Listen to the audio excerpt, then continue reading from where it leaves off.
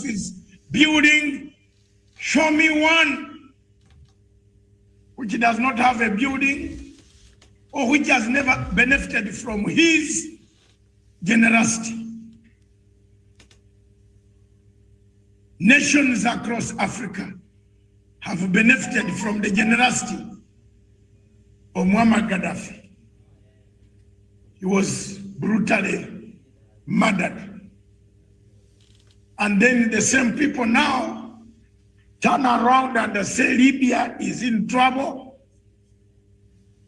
Libyans are beggars now, beggars. They beg. Yet we used to go to beg for education from Libya. Those are the type of things we want to look at. Ladies and gentlemen, those who have already come on the page of Pan-African Forum, I want to tell you, it is going to be an exciting day. Join in and listen. We are not going to keep quiet. We are going to say it as Africans. We are going to bring the curtain down. We are going to demand that enough is enough. I've given you a very good example of Somalia. They told Somalia that Somalia is too big to be governed. Siad Barre was told, immediately, please, can you try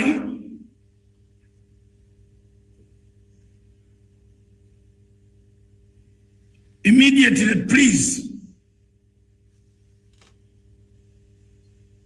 can you try and make Somalia, put Somalia under devolution? It was a strategy to dismember Somalia into several parts.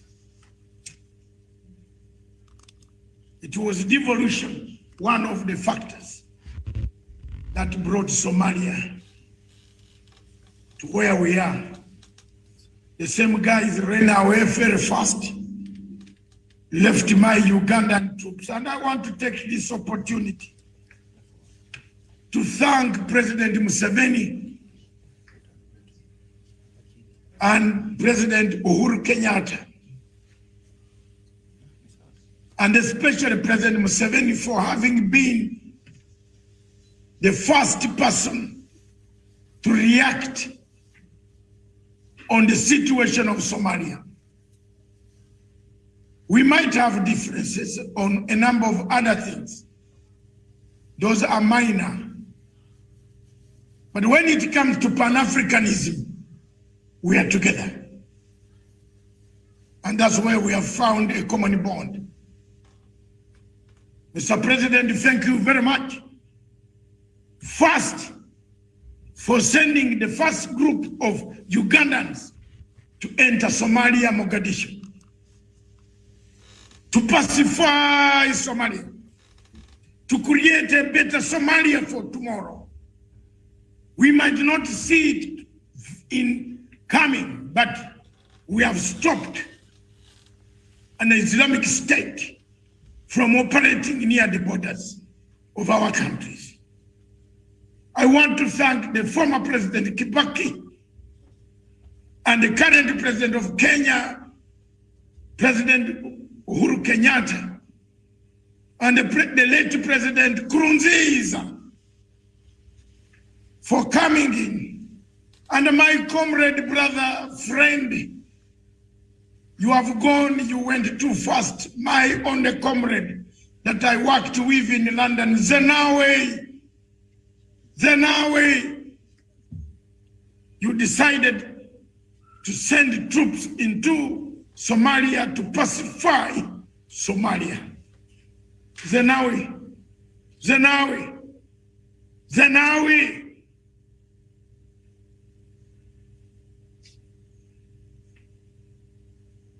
Thank you very much, Zenawi.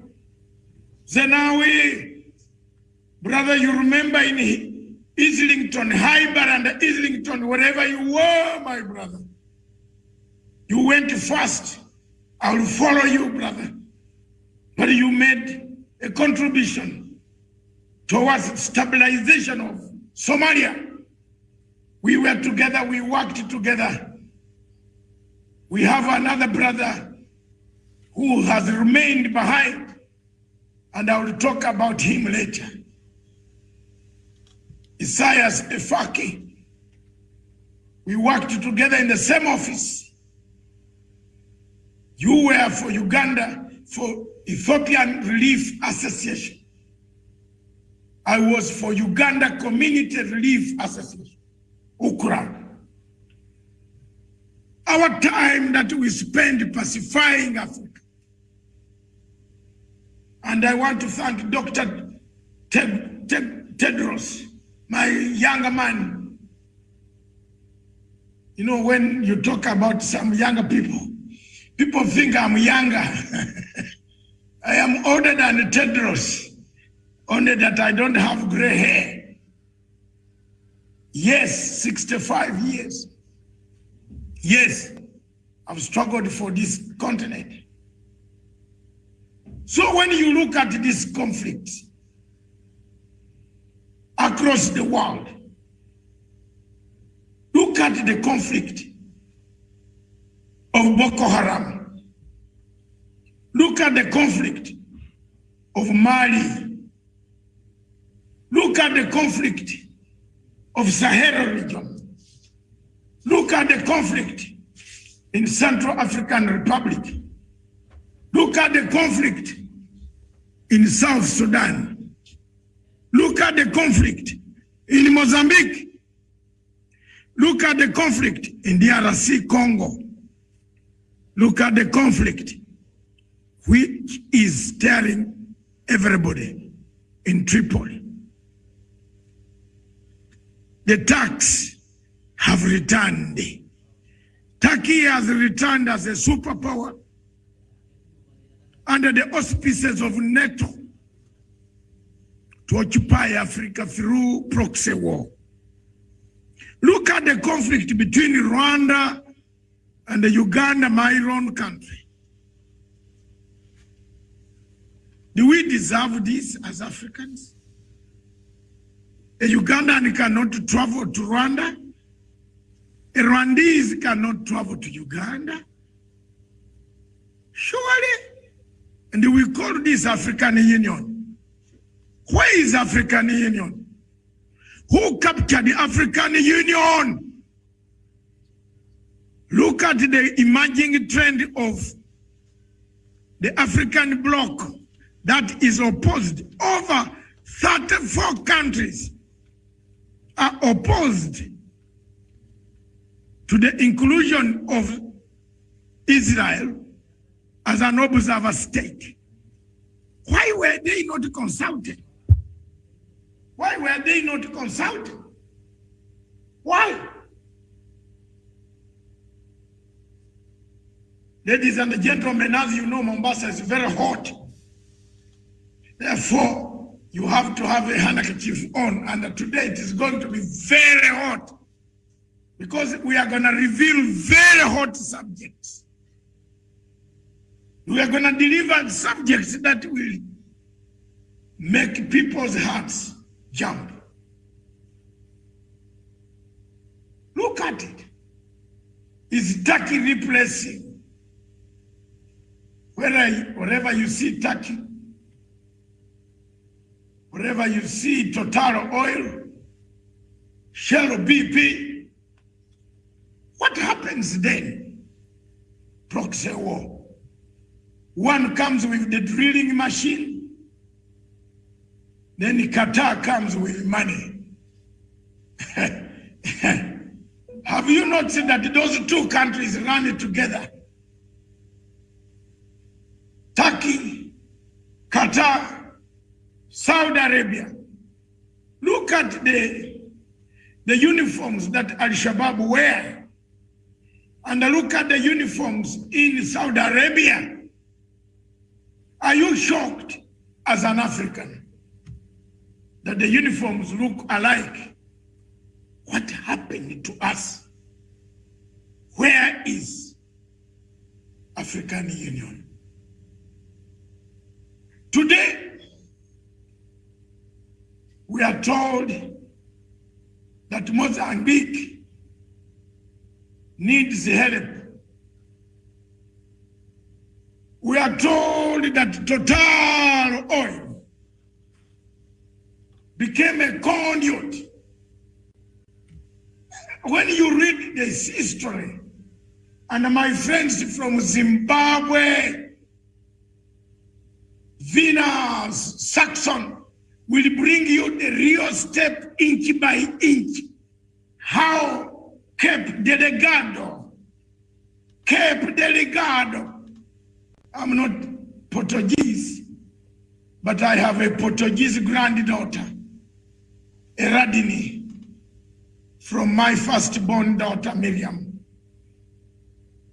She's watching because she said, Dad, I'll translate, Grandpa, I'll translate some words. Yes, yes, Africa. Many of you would like me to discuss internal dynamics of democracy. But perhaps I am the only person on planet Africa who thinks that Africa does not need elections. Yes. Do we need elections in Africa? For what? For killing each other? Do you need elections in Africa? Show me one country in Africa, apart from South Africa, which does not fight after elections. Show me. I'm standing here and I'm talking. Show me. Show me one country in Africa that does not contest the results of elections and go to court, waste money going to court. Show me. Show me, yeah. Today, I've come to tell you the truth, that Africa does not need elections. And if you want elections, go to the nearest transformer and put your head on the transformer of electricity. Burn yourself, because you are going to kill your country. Is this not externally imposed system on Africa? Don't you think elections in Africa are a new concept? Isn't it time for Africa to find out why China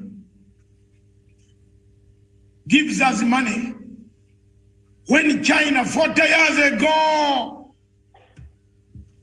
China 40 years ago, China was the poorest country with one rice scheme. In my country, Uganda, Kipimba. Believe President Museveni, you are watching this. You know very well, sir, that in our liberation struggle from 1978, 79, 80, 81, China was the poorest with one rice scheme where we are sharing the rice with them and they were exporting the other half. That we are taking the other half as Ugandans. But because China went back and sat down, changed the modus operandi, Africa, China, today lends money to United States of America at night and says it doesn't like them during daytime. My fellow African, when Uhuru Kenyatta goes to borrow money from China, he's condemned. When President Museveni goes to borrow money from China during that time, he's condemned. But America borrows money from China at night.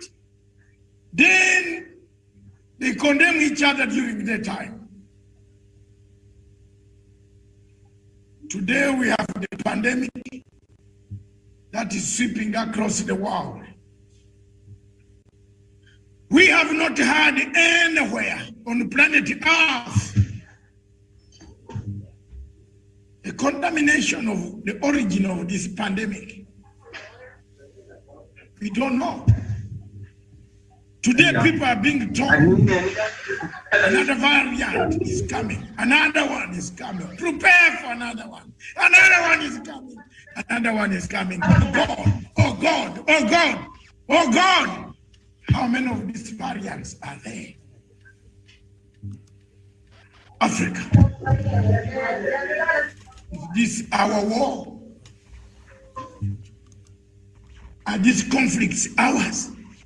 China today lends you money because they don't even have elections.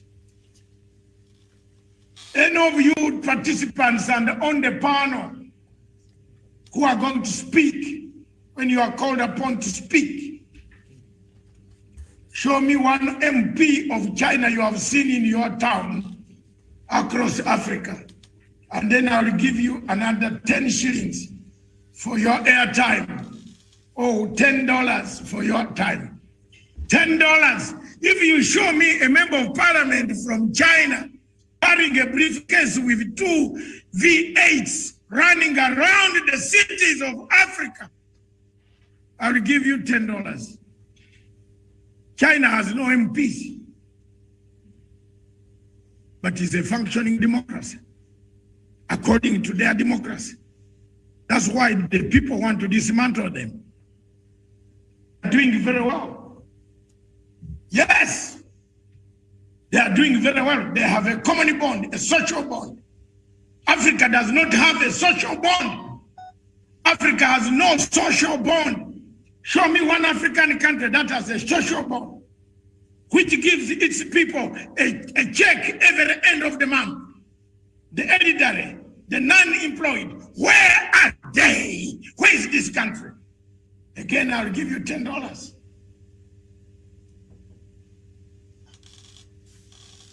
A check in Africa of the elderly retired takes 2 months to reach the elderly when he has died. This is the Africa where European Union comes with their packages. They package themselves, they say, we are going to solve a conflict in Mozambique. What the hell? This is African Union, where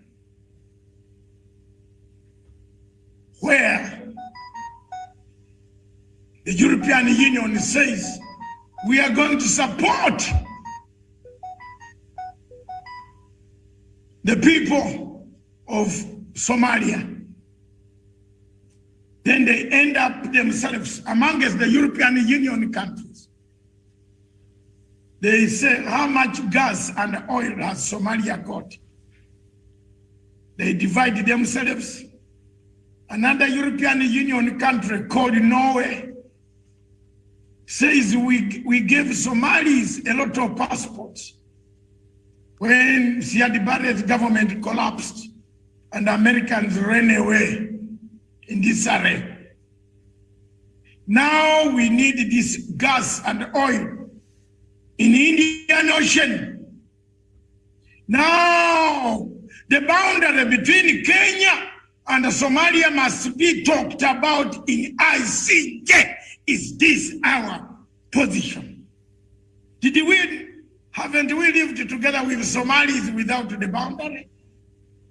Can you tell me single-handedly, wherever you are in this Africa, whether you know which, can you tell which boundary in Indian Ocean when you are passing with a ship? Which boundary? Who made the boundary? Is it a self?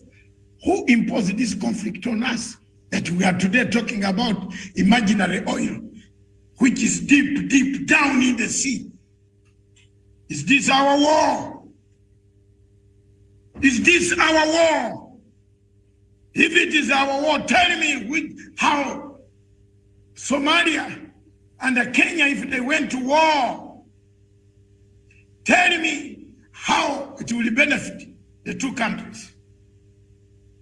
The European Union will run in with aid. The same European Union is the one that allowed Norway to go across the Indian Ocean and find out the people that there is a boundary and there is oil under the Indian Ocean. We are watching a conflict coming very soon. The United Nations Security Council under Chapter 7 should sit down and look at stopping any international cases around the Indian Ocean regarding the oil blocks and the maritime borders between Kenya and Somalia. Ladies and gentlemen, those participants, those watching across Africa in the 54 nations, and those watching in the metros of Europe, is Africa a zone for conflict? If the answer to you is yes, who causes this conflict? And again, if you know the answer, who are they? Today, the conflict in the breakup of Nigeria, the sinking ship of Africa. We are seeing a ship sinking. A great country with a population of 200 million people has failed to resolve its conflicts through a political solution. It has turned into judicial extraordinary measures to silence critics, to silence its people, to abduct, to rendette people across. Buhari has ever tried to kill Umar Diko until God took away Umar Diko. He wanted to steal Umar Diko in a coffin from a civilized democracy of United Kingdom. How will he be stopped from stealing anybody on planet Earth? There you are. There you are. I know that Mr. Simon Ekpa is here today from the people of Biafra. Simon Ekpa will tell us more about the sinking ship. Is this conflict in the north, in Maiduguri, in the north Maiduguri area? Boko Haram is cutting people's hands, ears, removing eyes, toes. And we in Africa are saying, we're Africa, African Union. We're African Union. Heads of state wear suits with very good perfumes, bought from Paris. All of them, including Buhari, arriving in the African Union in a building built by Chinese. Why? And then they discuss nothing. Nigeria is sinking. Kidnap. As we talk today, we might not find women in the future in Nigeria.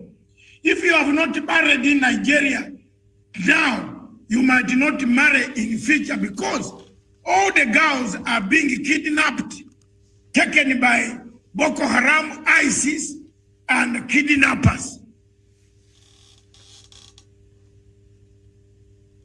3/4 of schooling children in Nigeria have been kidnapped. Younger people have been sexually defiled, killed, slaughtered. We might not find a generation of younger people in Nigeria anymore.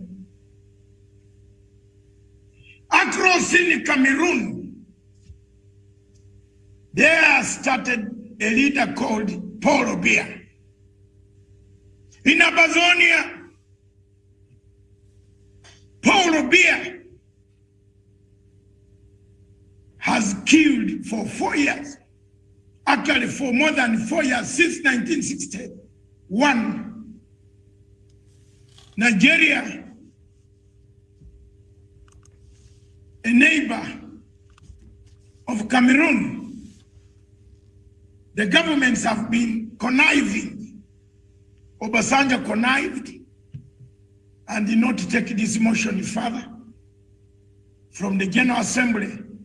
Remember Resolution 1608 of the United Nations Security Council General Assembly that gave the people of Amazonia the right to self-determination. This resolution was never implemented by Nigeria, the fear of Biafra. Are we together today? Let Africa think. Where are we heading? In Amazonia, people are being slaughtered. Thousands have never seen school because of the French-English crisis. The French-English crisis. If you don't speak French in Cameroon, you are an enemy of Paul Biya. If you don't speak French in Cameroon, you are an enemy of Paul Biya. Is French an African country language? Why should an African head of state force the people of Amazonia to speak French? Why doesn't he force them to speak their natural language? And you slaughter them, you ignore them, you sentence their leaders at 5 a.m. in the morning. I've never heard of a court that sits at 5 a.m. in the morning, and by the time you wake up, the guys had already been sentenced to life. In Cameroon. Is this the Africa we want?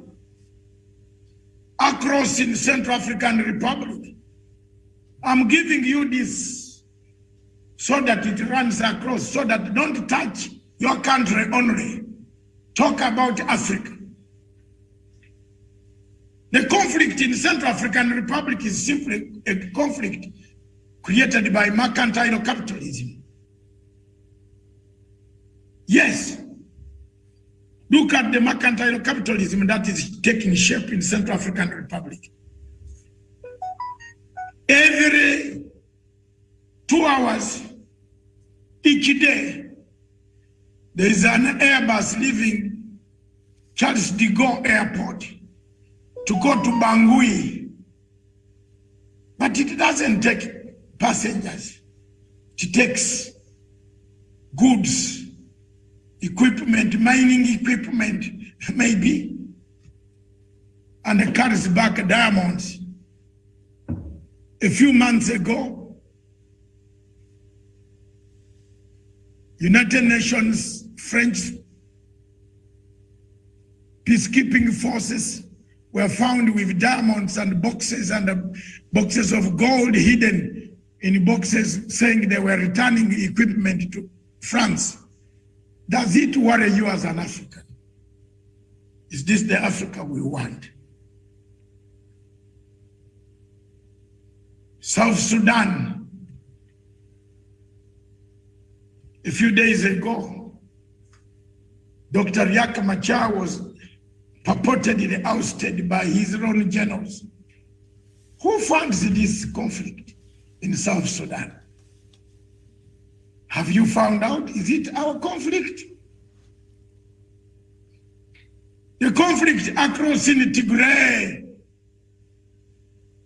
that has sucked in people, many countries, Eritrea, Ethiopia, Egypt, Sudan, Khartoum, and many other Gulf states, Qatar, Saudi Arabia, United Arab Emirates. All of you tell me you see you Africans, Ugandans, Kenyans are happy. I'm going to Dubai. I'm going to Dubai. You know what?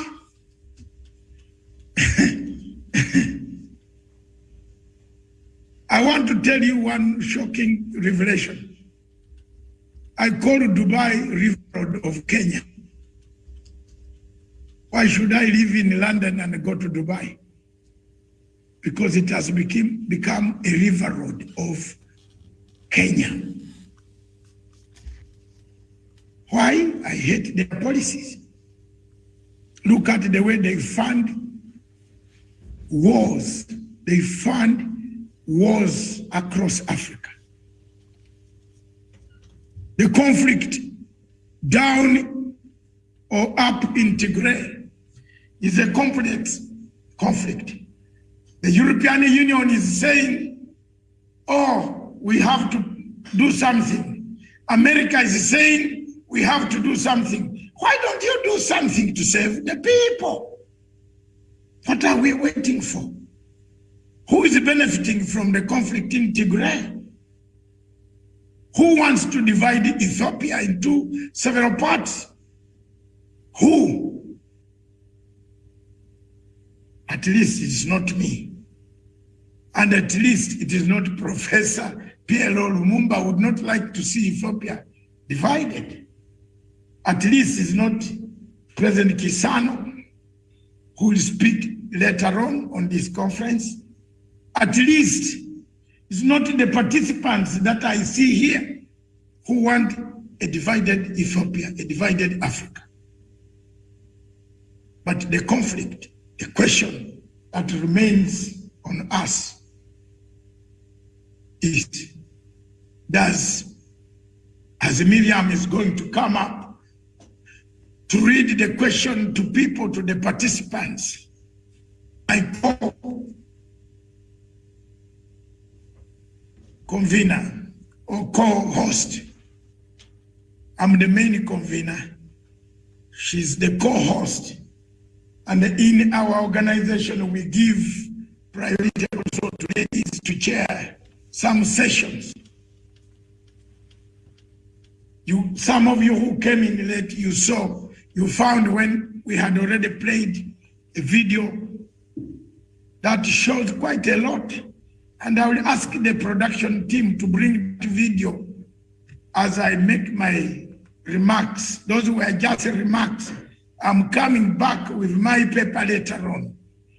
And I want to tell you that each participant, if you are giving a paper, you have 10 minutes.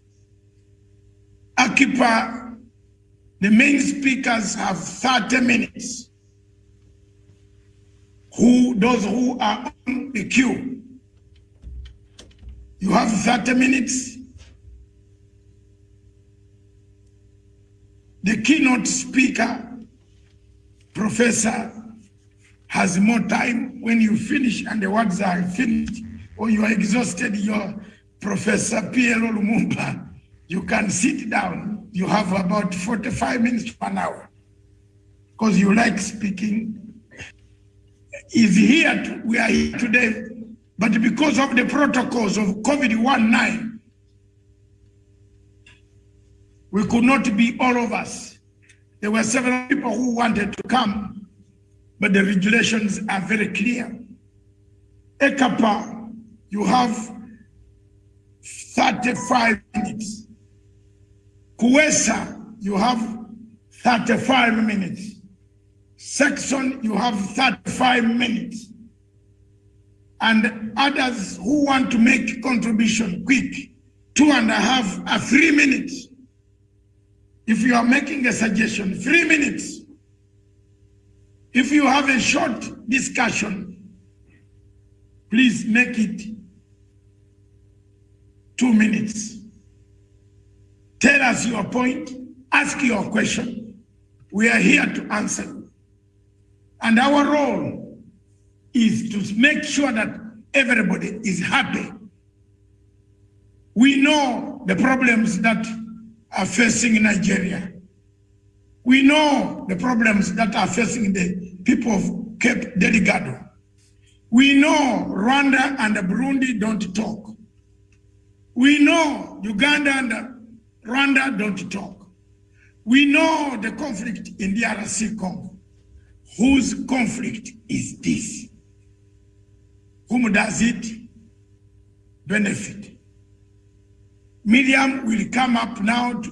I will take this opportunity when the video is shown to take a briefer. I will introduce Professor PLO Lumumba later on, after the video, to come and talk to us. As I told you, in the afternoon, more people are going to be online, including our guest of honor. The problems that kill Africa must be solved by Africans themselves. We must find a solution. And that solution is through talking, not through guns. I am a peacemaker, not a warmonger. I invite the video to play. Thank you.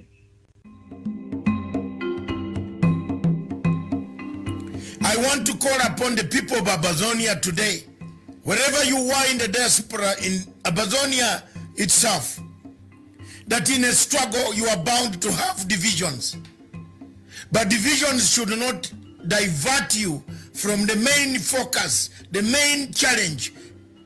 We have struggled to expose the happenings, the human rights abuses in Amazonia. The army has killed hundreds and hundreds of thousands, burnt houses of people, internet was cut off, schools were closed, dispensaries, hospitals were burnt down. Amazonians should not be intimidated by Paul Robia. It is not upon the leaders of Amazonia, because I am not from Amazonia, but I've played a pivotal role in making sure that I loud out the voices, I put out the call, I call upon AU, EU, United Nations, Human Rights Watch, Amnesty International. Many of them have listened to some of the things that I say here, and they have come at last. America, United States of America, is slowly moving towards giving the Amazonian people the dignity they deserve. I therefore call upon the leaders and the leadership of the Amazonian people to unite for a purpose. The unity of purpose is paramount, as opposed to disunity, which has nothing but only produces ego that we have seen in South Sudan. What has killed South Sudan is not because they don't have the money, the minerals, the resources. Is ego between Riek Machar and Salva Kiir. We would not like to see that ego come to the people of Amazonia, the leadership of Amazonia. I call upon Samuel Sako, Akanga, Milan, and Ekpa to unite and talk with one voice on international scene that will bring about the peace, the tranquility that you yearn for since 1961, when the resolution 1608 was abandoned by the United Nations General Assembly and Amazonia was annexed by the Cameroon government by then. I call upon you, my brothers, to pick up the unity call and free your people without disintegration. Thank you.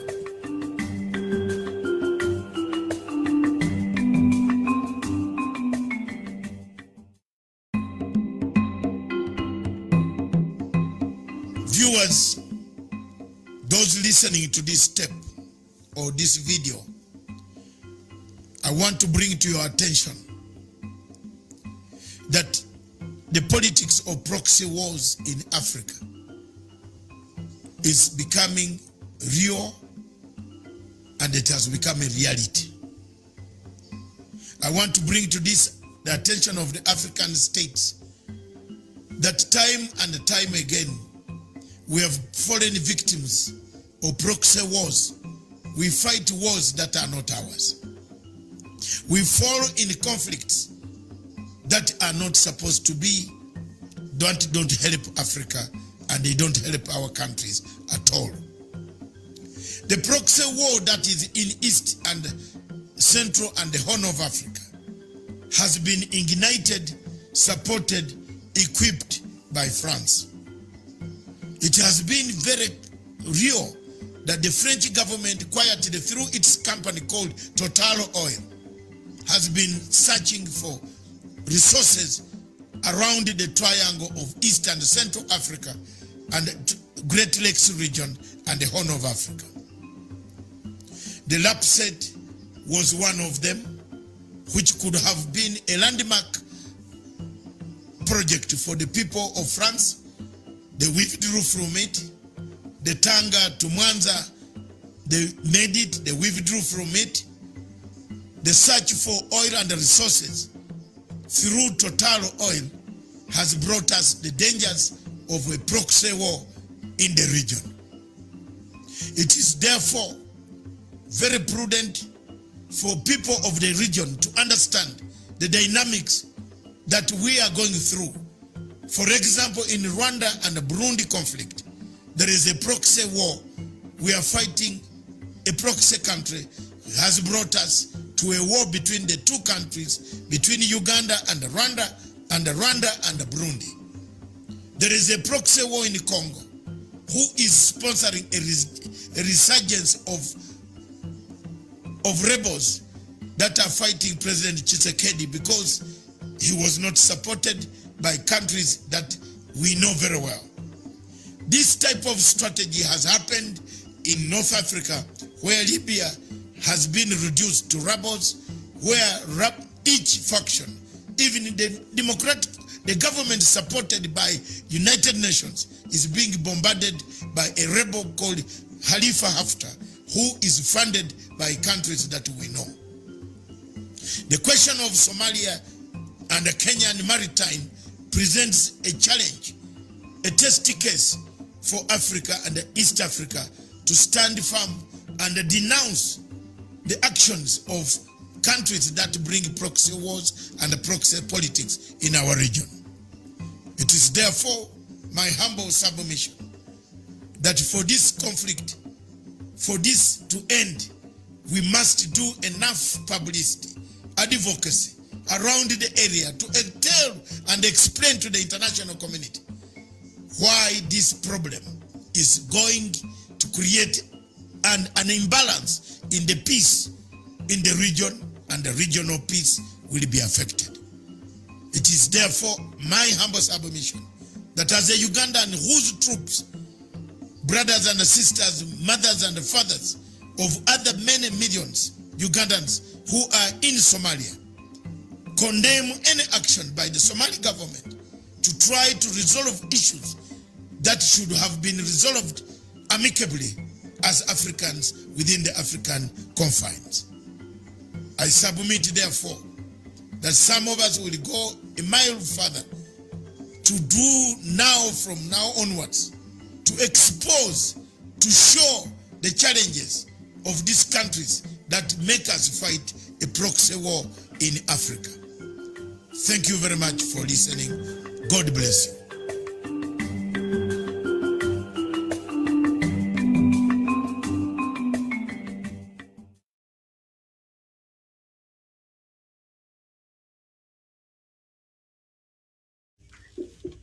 Ladies and gentlemen, participants across the world, wherever you are, in Europe,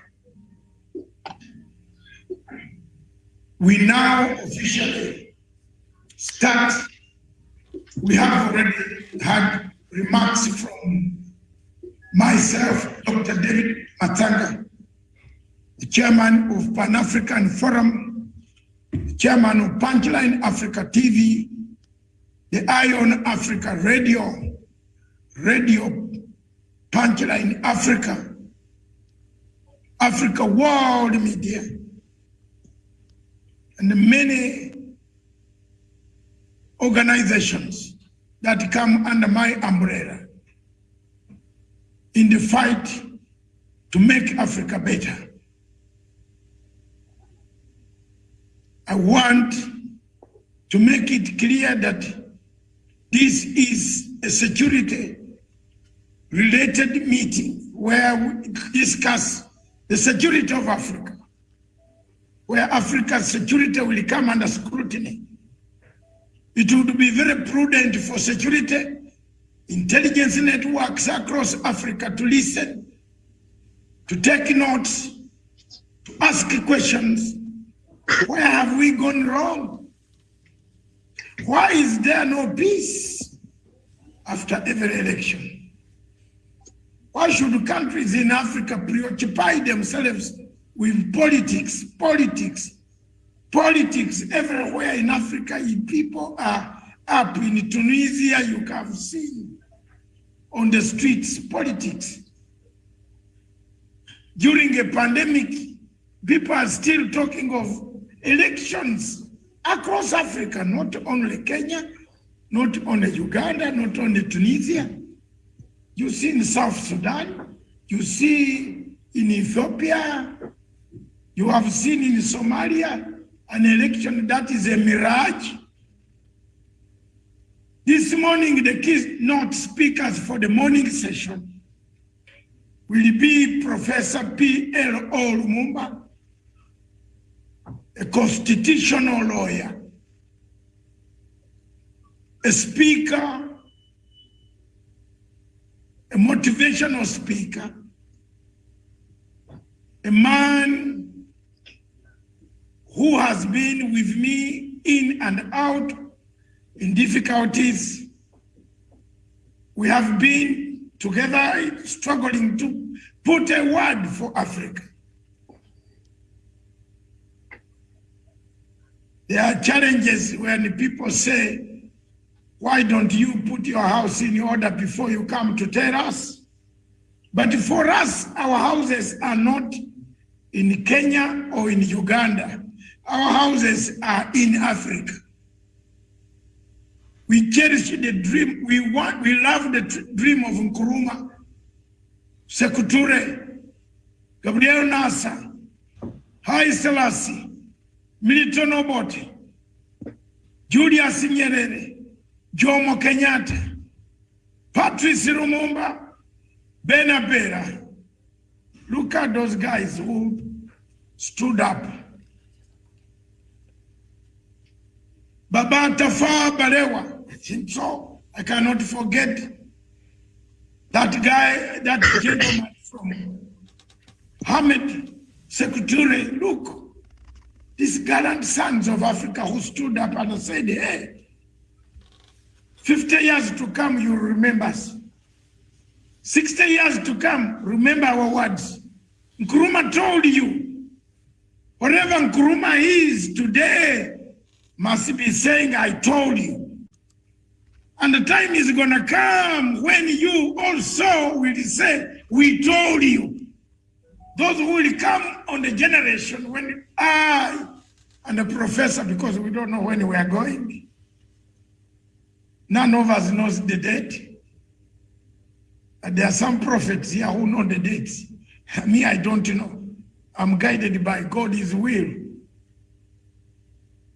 Professor PLO Lumumba has been at the forefront of talking about Africa. Most of you know his speeches. Some have taken his speeches, utilized them. Some have taken them and turned them into lethal weapons against their own states. Honestly, that's the Africa we have. I don't know how many Africans know that the United States borrows money at night from China, then tells us during that time, if we find you going to China, we shall stamp your passport, no entry. Hey. So PLO Lumumba is a man who did not grow where jiggers come from. But for me, my country has had several jiggers, but not in my tribe. It is only one tribe in Uganda which has jiggers commonly, that is Busoga. I am from a mountainous place in Mount Elgon, where Chemutai, who got the golden medal, comes from. Hallelujah, Chemutai, hallelujah. Today, we've taken a gold medal. The lady can run. She's from the place where I come from. Tall. We are all tall. 6 feet. They are going to grow. If she's not growing, she's growing higher. So thank you. I come from that country called the Pearl of Africa. Today we are not here to discuss our countries. We are here to discuss Africa. So I want to take this opportunity to introduce Professor PLO Lumumba and to allow Miriam just to call him, because as Miriam comes in, let him not come now. Miriam will call him, because Miriam is also a descendant of Professor PLO Lumumba.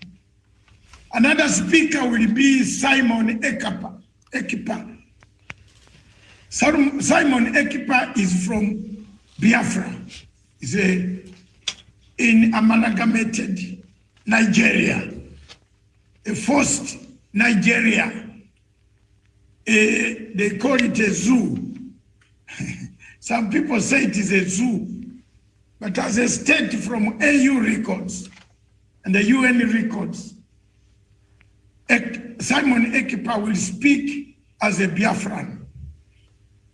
Will speak this morning and I will speak again in the afternoon. Discuss several other aspects. He will make light known to the people of what is going on in his country. Another speaker will be Dr. Nyachama. Dr. Nyachama is a man who understands human beings. He will speak from that point of humanity. What can we do for Africa? Another speaker will be Juliet Mahapira from London. Juliet will speak from the women point of view in the diaspora. She's a senior member of the Liberal Democratic Party. She's a Kenyan from Kitale, but she has become very powerful in London to the extent of reaching the House of Commons, trying to run for parliamentary seats on the ticket of Liberal Democrats. And I told her to run on the Labour Party like me, because I'm a member of the Labour Party. In fact, if it had not been Zimbabwe, Professor, I had not told you this, I would have been the first direct African to enter House of Commons.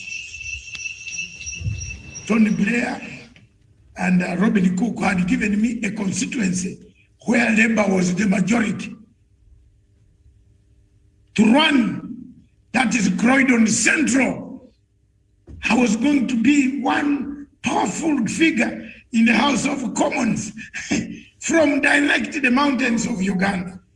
But because of standing for Africa and speaking for Mugabe, I turned on the Labour Party and denounced it for putting sanctions on Zimbabwe.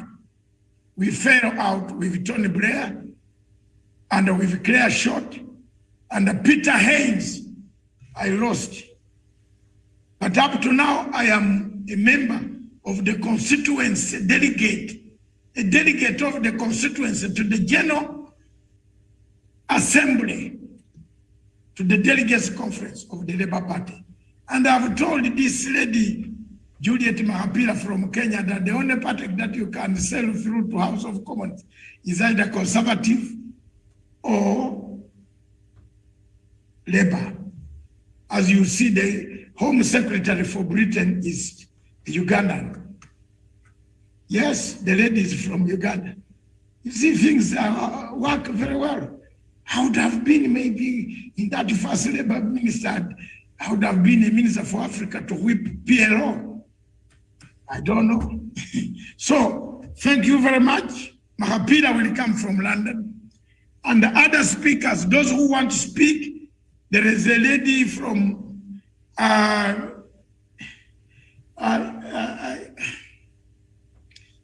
is a lady from Khartoum who will speak.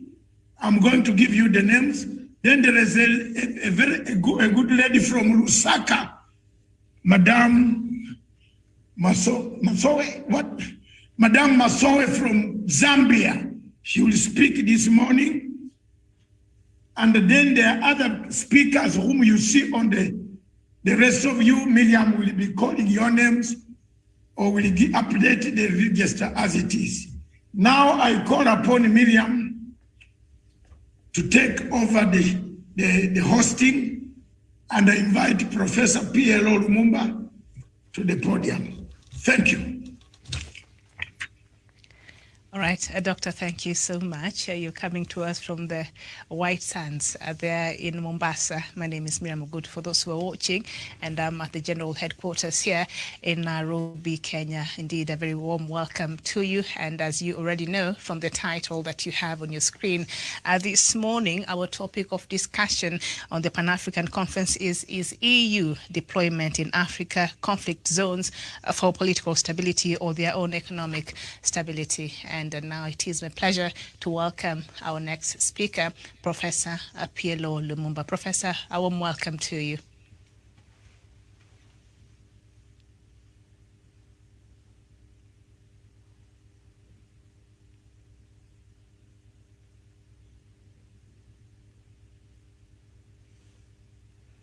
First, let me start by thanking the Pan-African Forum Limited and its founder, Dr.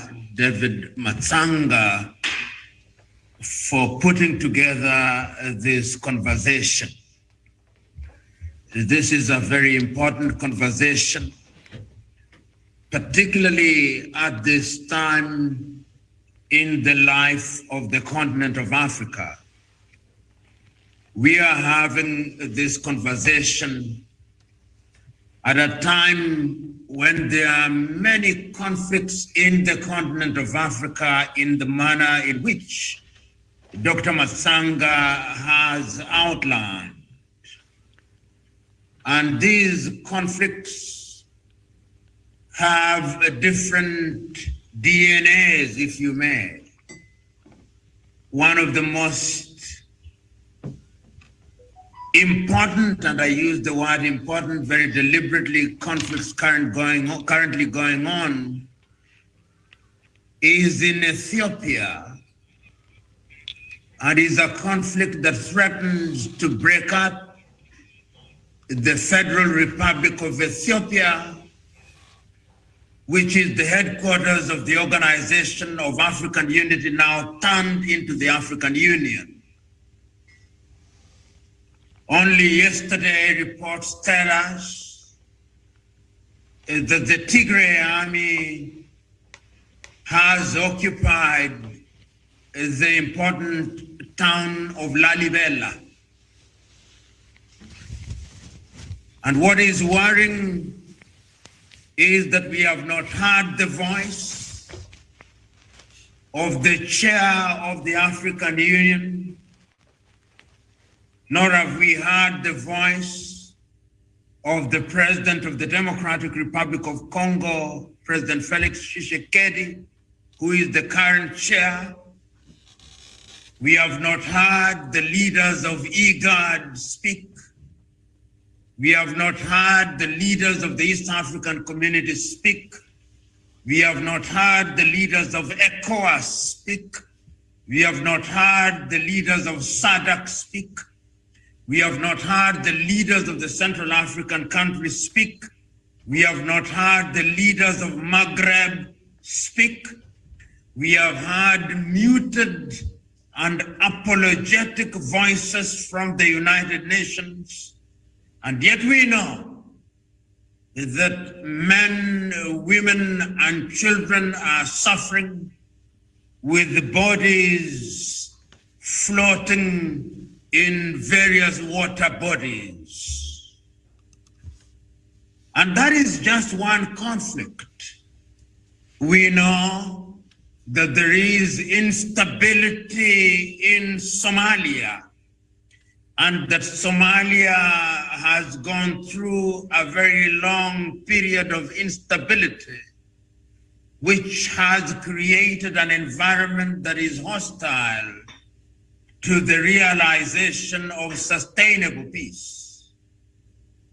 We know that in the recent past, there has and continues to be insurgency in Mozambique.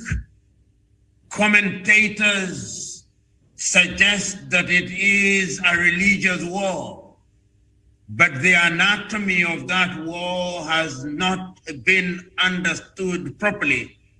But whatever it is, it cannot be denied that it threatens the peace, not only of Mozambique, but of southern Tanzania.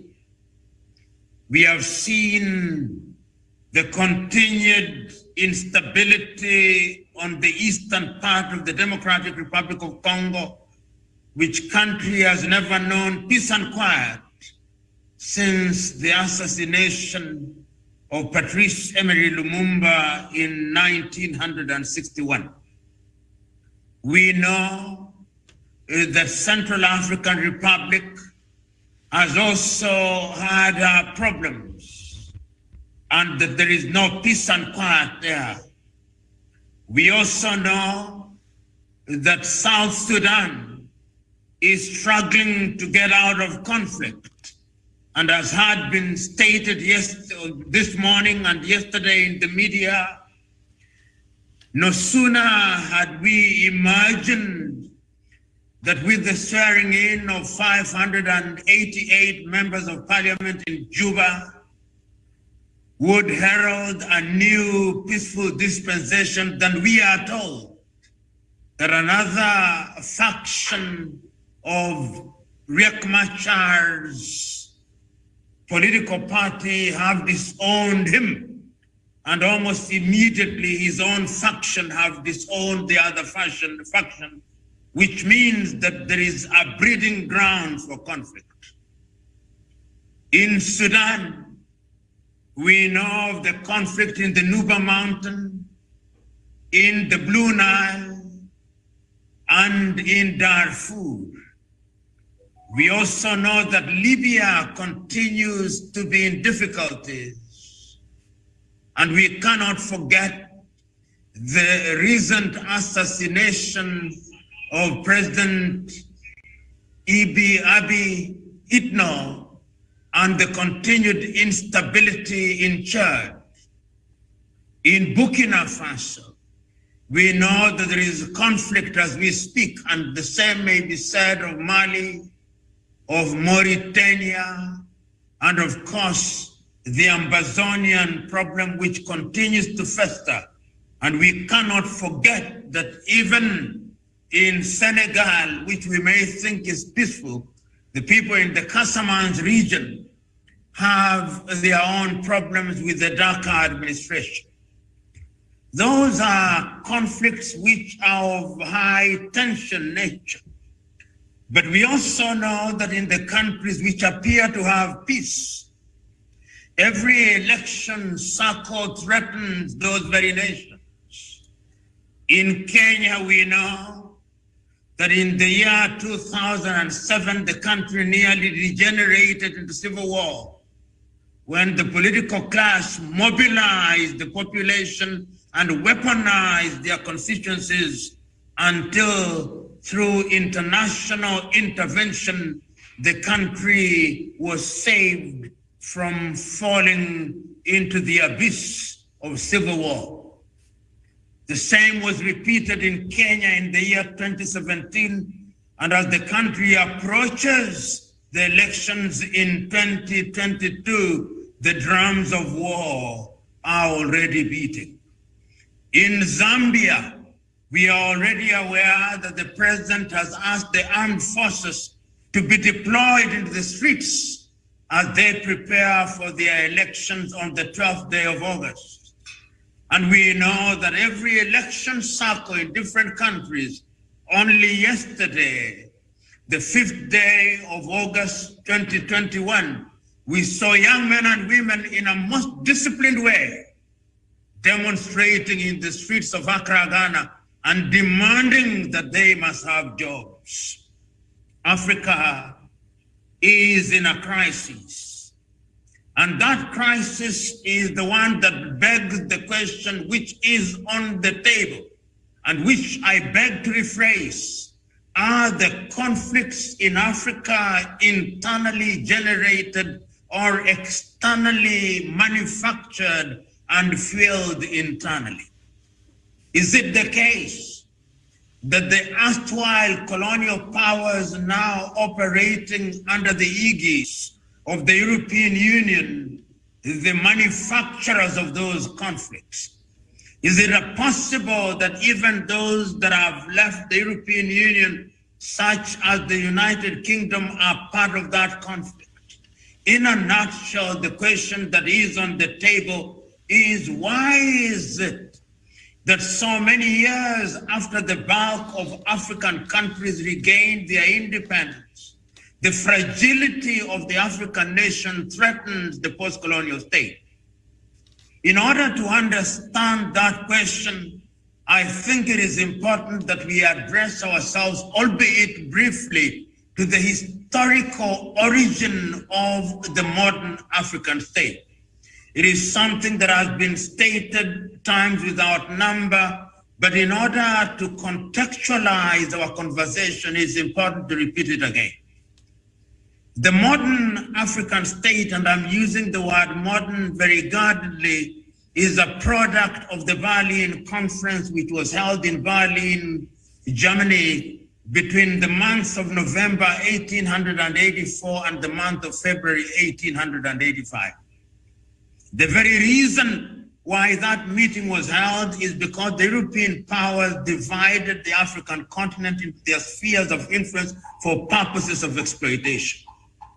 The product of that particular engagement is that each of the European powers had their own spheres of influence, with France taking their own share, the Germans their own share, the Italians their own share, the British their own share, the Portuguese their own share, the Belgians their own share, and of course, we know that in certain parts of the continent, even the Arabs were present in countries such as Zanzibar, and the net effect of all these was that Africa was fragmented, and African territories were then arbitrarily parceled out into what we now call the African countries.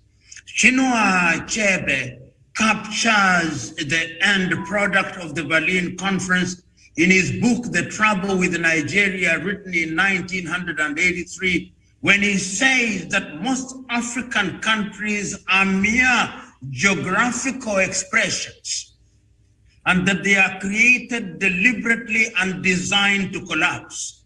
It is in this regard that you can understand that in a country such as Kenya or Uganda or Tanzania, you find different African nations distributed amongst these countries, as is the case in Nigeria, as is the case in most African countries, and that therefore, when the colonial enterprise was brought to an end, the post-colonial state was not meant to succeed. They were designed to fail. And indeed, in the cases of countries such as France, they were not even pretentious about it, so that they entered into a pact for the continuation of colonization which saw former French colonies to continue to be treated as being under the tutelage of France and being directed from Paris.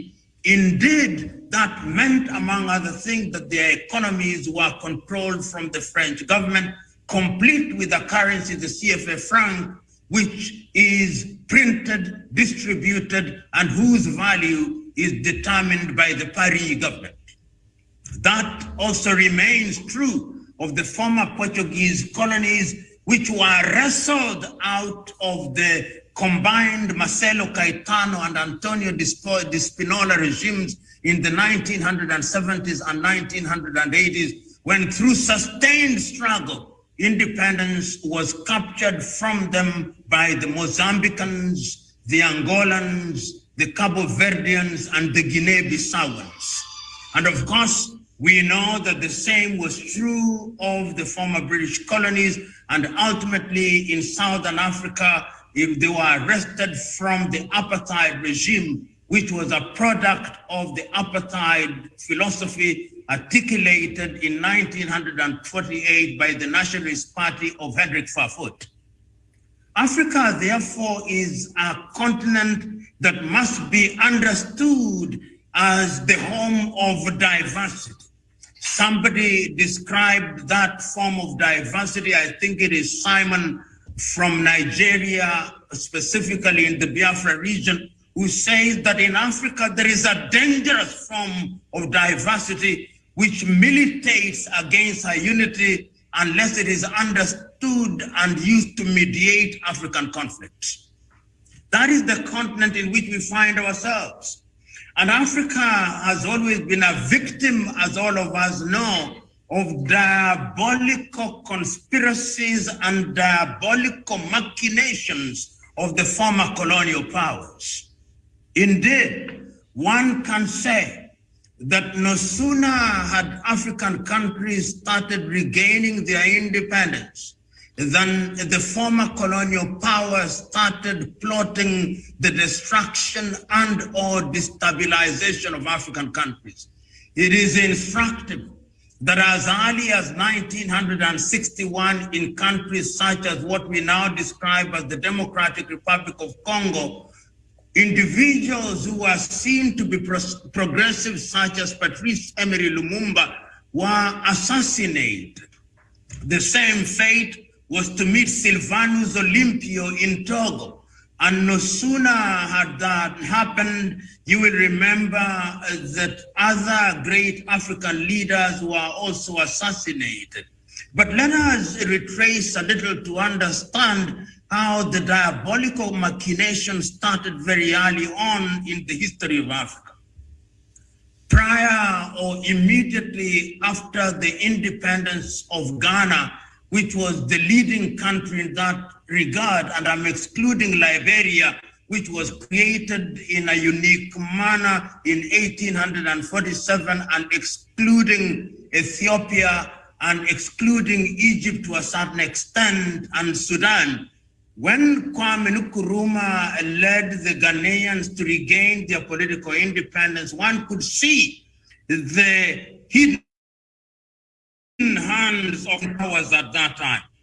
I remember, courtesy of history, that after Ghana regained our independence, in a speech that was delivered on the day of independence, the Osage for Kwame Nkrumah was as eloquent as he was passionate in reminding Ghanaians that the independence of Ghana meant nothing unless all other African countries regained their independence.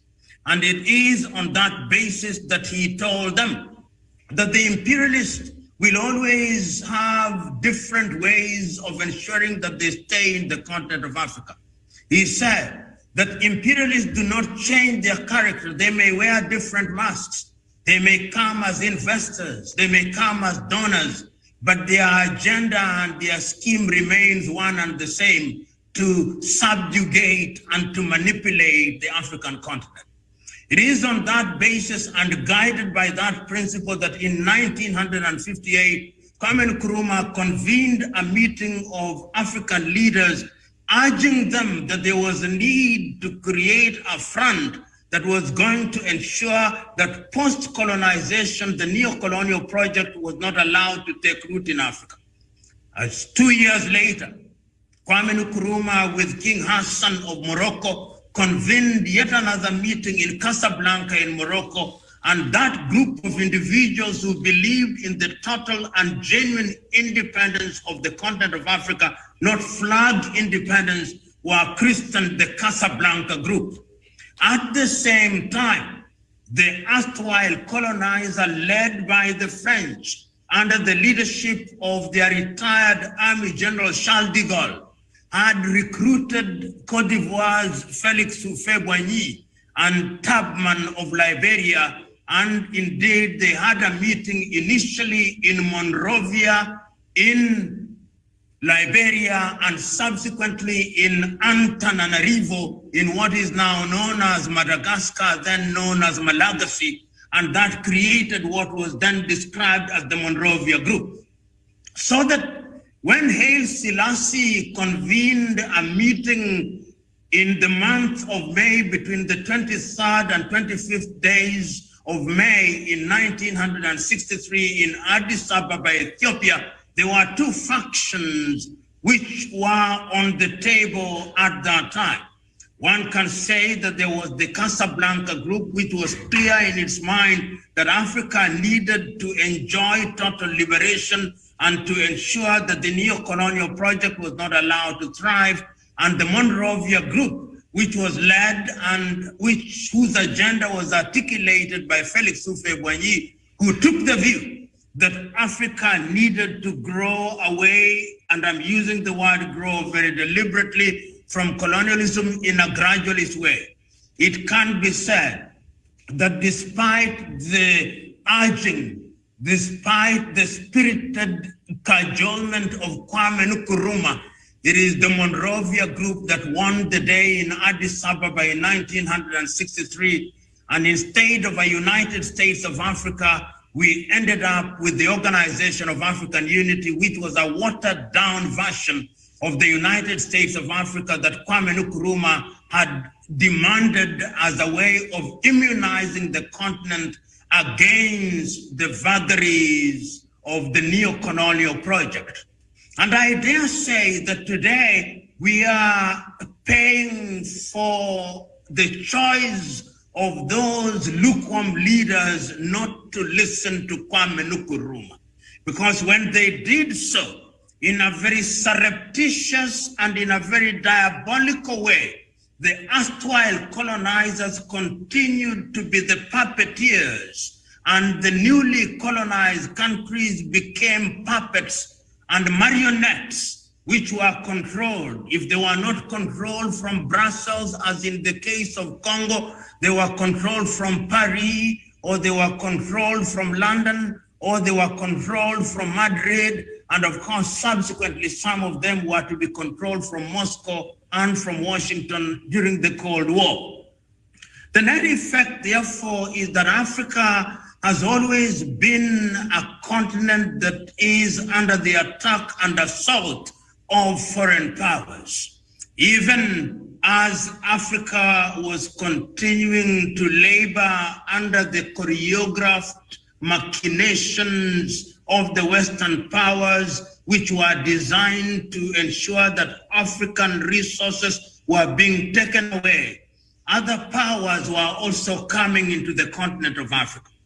It is in this context that we must understand the coming into force of the Soviet Union after the World War II and the emergence of the Soviet Union as one of the world powers, and the emergence of the United States of America as the other world hegemon.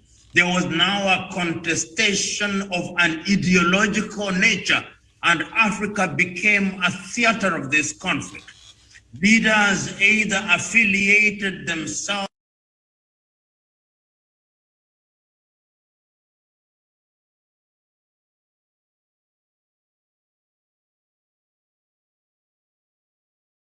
to the Moscow spirit of the United Kingdom. The greater Q now came from Washington, which was leader of the conceptual West. In the same way, that Moscow was leader of the conceptual East. What we then saw were conflicts and the propping up of dictators. How many of you listening to me and present in this forum will not remember that leaders such as Joseph Desire Mobutu, later to rename himself Mobutu Sese Seko, remained in power because he was a puppet of the Washington regime? How many of you will forget that leaders such as Jean Bedel Bokassa in Central African Republic remained in power because they were puppets? How many of you will remember that leaders such as Mashias Nguema Biyogo remained in power because they were puppets? And how many of you will forget that even leaders such as Dauda Kairaba Jawara in Gambia remained because they were puppets of the West, including with titles of adulation such as Sir Dauda Kairaba Jawara? And how many of you will forget that leaders such as Siad Barre and Mengistu Haile Mariam remained in power because they were being supported by the Moscow government? And we know that after the collapse of the Soviet Union, then the world changed in what was described by political commentators and political scientists as a unipolar world. And the systems that were under the tutelage of the communist powers now came under the sphere or the domination of the United States of America and resurgent European Union powers, who are now telling African countries that the only way in which we could lend you money, because at that time economies had also been destroyed and the only available sources of lending were Western institutions, the Bretton Woods institution to be exact, the International Monetary Fund and the World Bank. What we were then told, and African countries and African politicians were told, in order to be accepted into the fold of the politically civilized, you had to embrace something that was described as democracy. And this democracy had to be defined by the conceptual West. And it meant, among other things, that you had to embrace multi-party politics. It meant that you had to hold frequent elections, periodic. It meant that you had to have heads of state, presidents, or prime ministers whose terms were limited. It meant that you had to have non-governmental organizations, most of which were funded from European powers and whose agenda was to articulate Western ideas of human rights and Western agendas in other spheres. Many African countries found themselves coming into that fold, so that many of the intellectuals in Africa were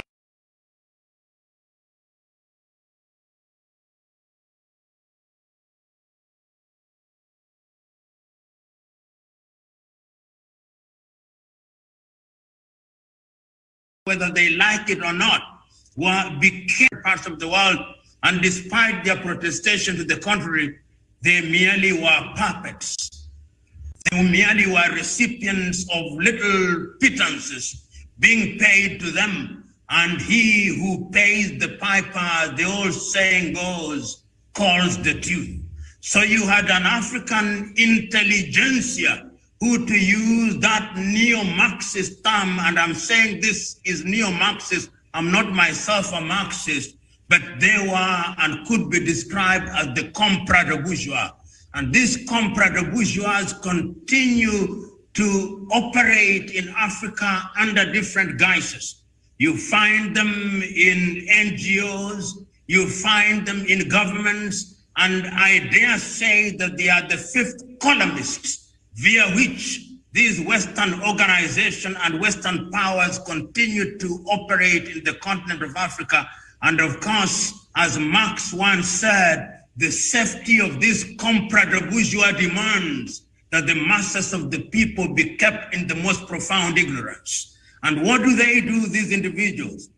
In order to sustain their agenda, they have now perfected the art of mobilizing their citizens who are ordinarily people from their ethnic groups.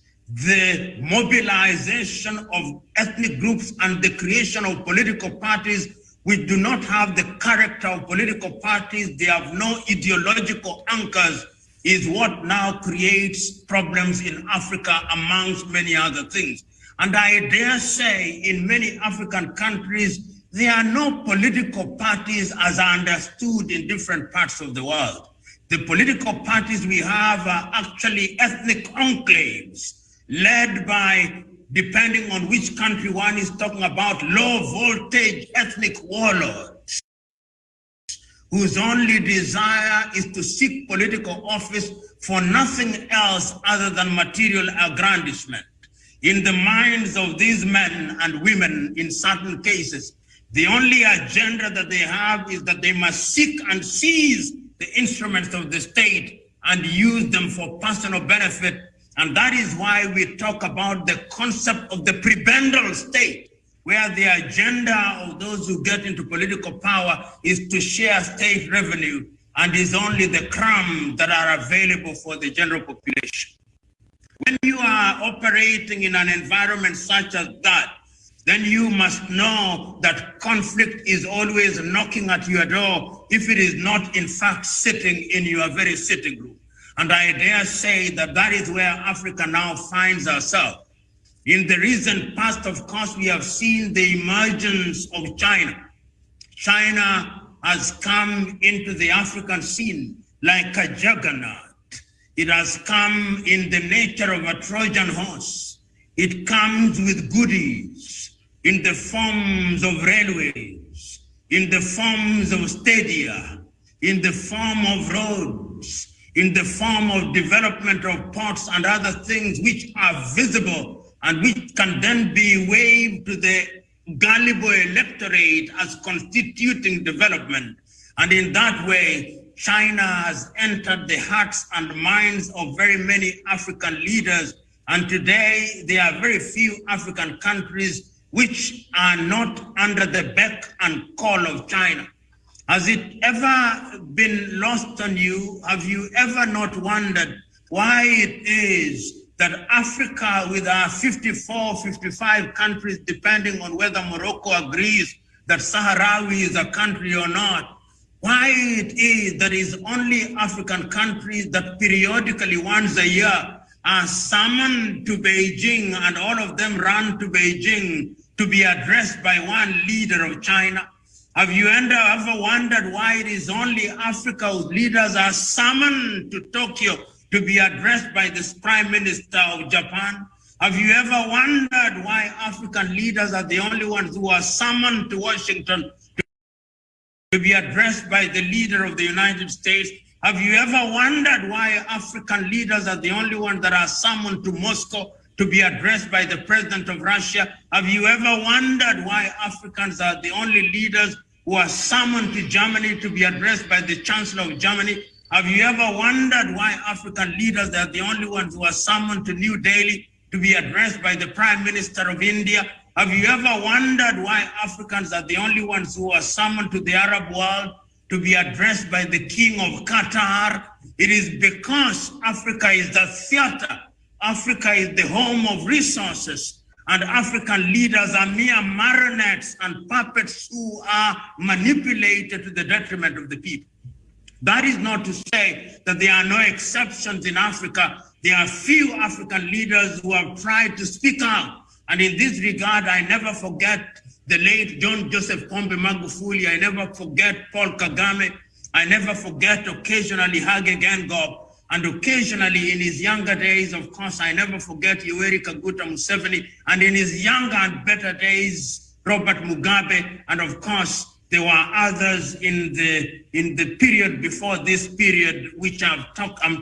Africa that I'm talking about is an Africa that is in a crisis of monumental proportions, which then legitimizes for me to ask the question again: what is the source of African conflict? Let us remember that conflict is a multi-billion-dollar industry. If you look at the economies of countries that look innocent, such as Sweden, and look at what brings money to their economies is weapons.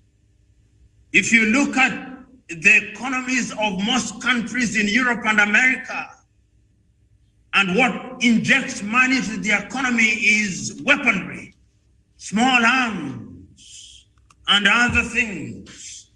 And in order for these industries to remain alive, conflicts must be manufactured. Africans must be made to fight, to engage in fratricidal wars. And we can see these fratricidal wars in Ethiopia now. We see fratricidal wars in Sudan.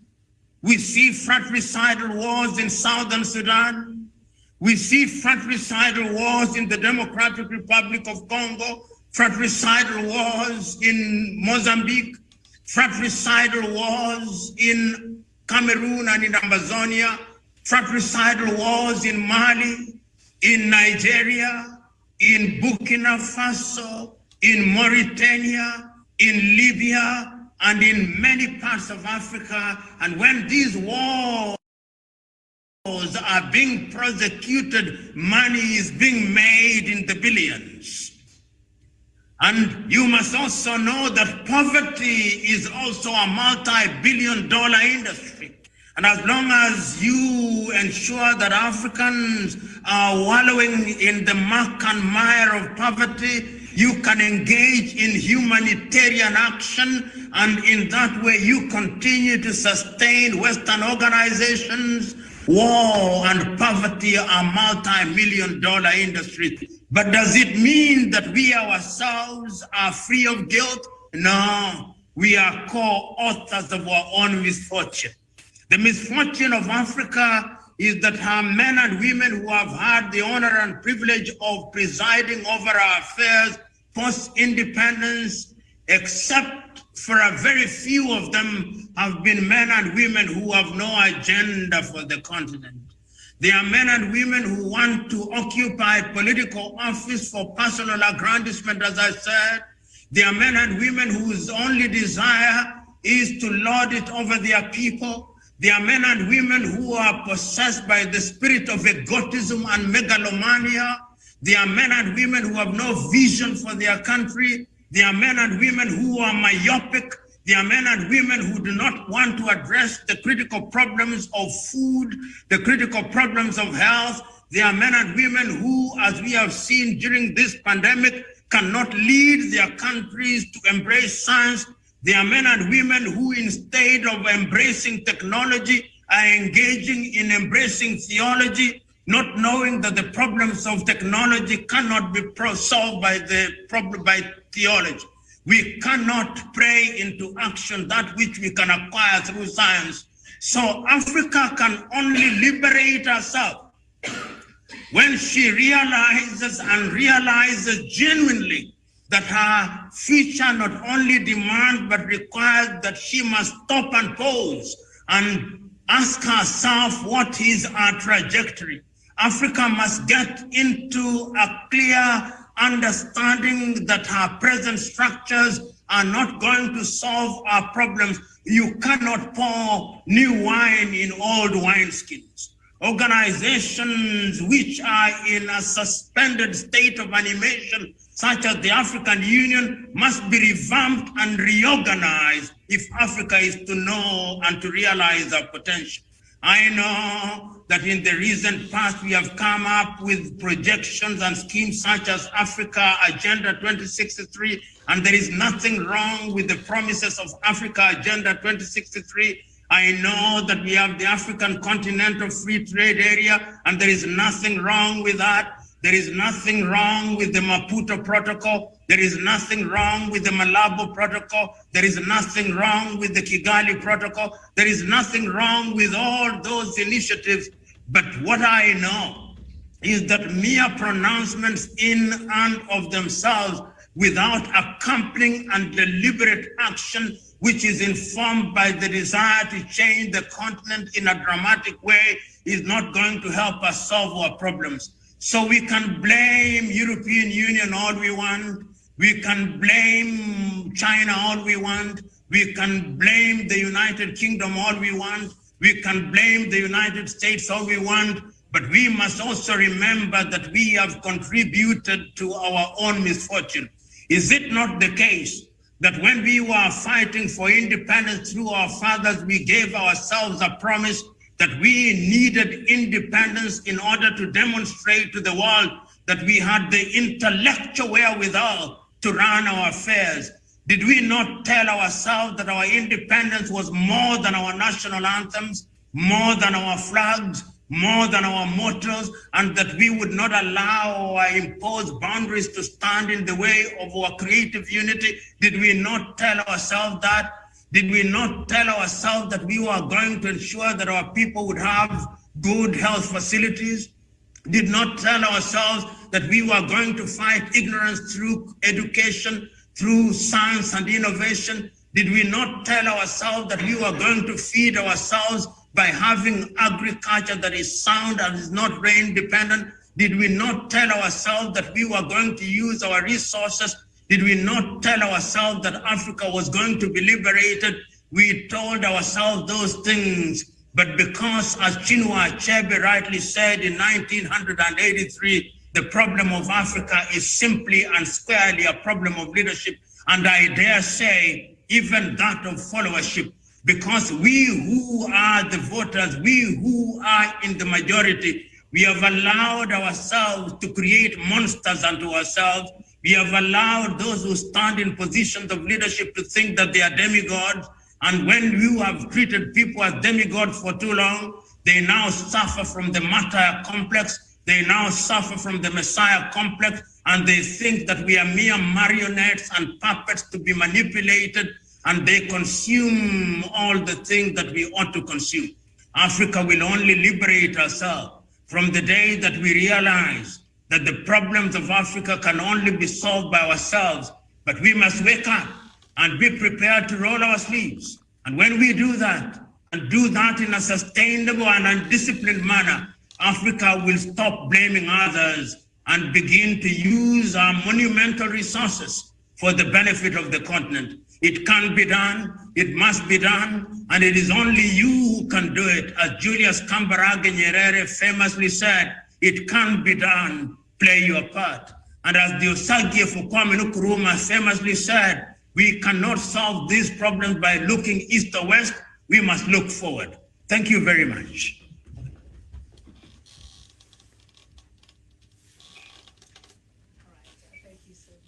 Professor PLO Lumumba. I think one of the key messages that I've gotten from that speech is that as much as we want to blame the East or the West, but Africans, we've become the... I think even some of the solutions must start with us. Thank you so much, Professor PLO Lumumba.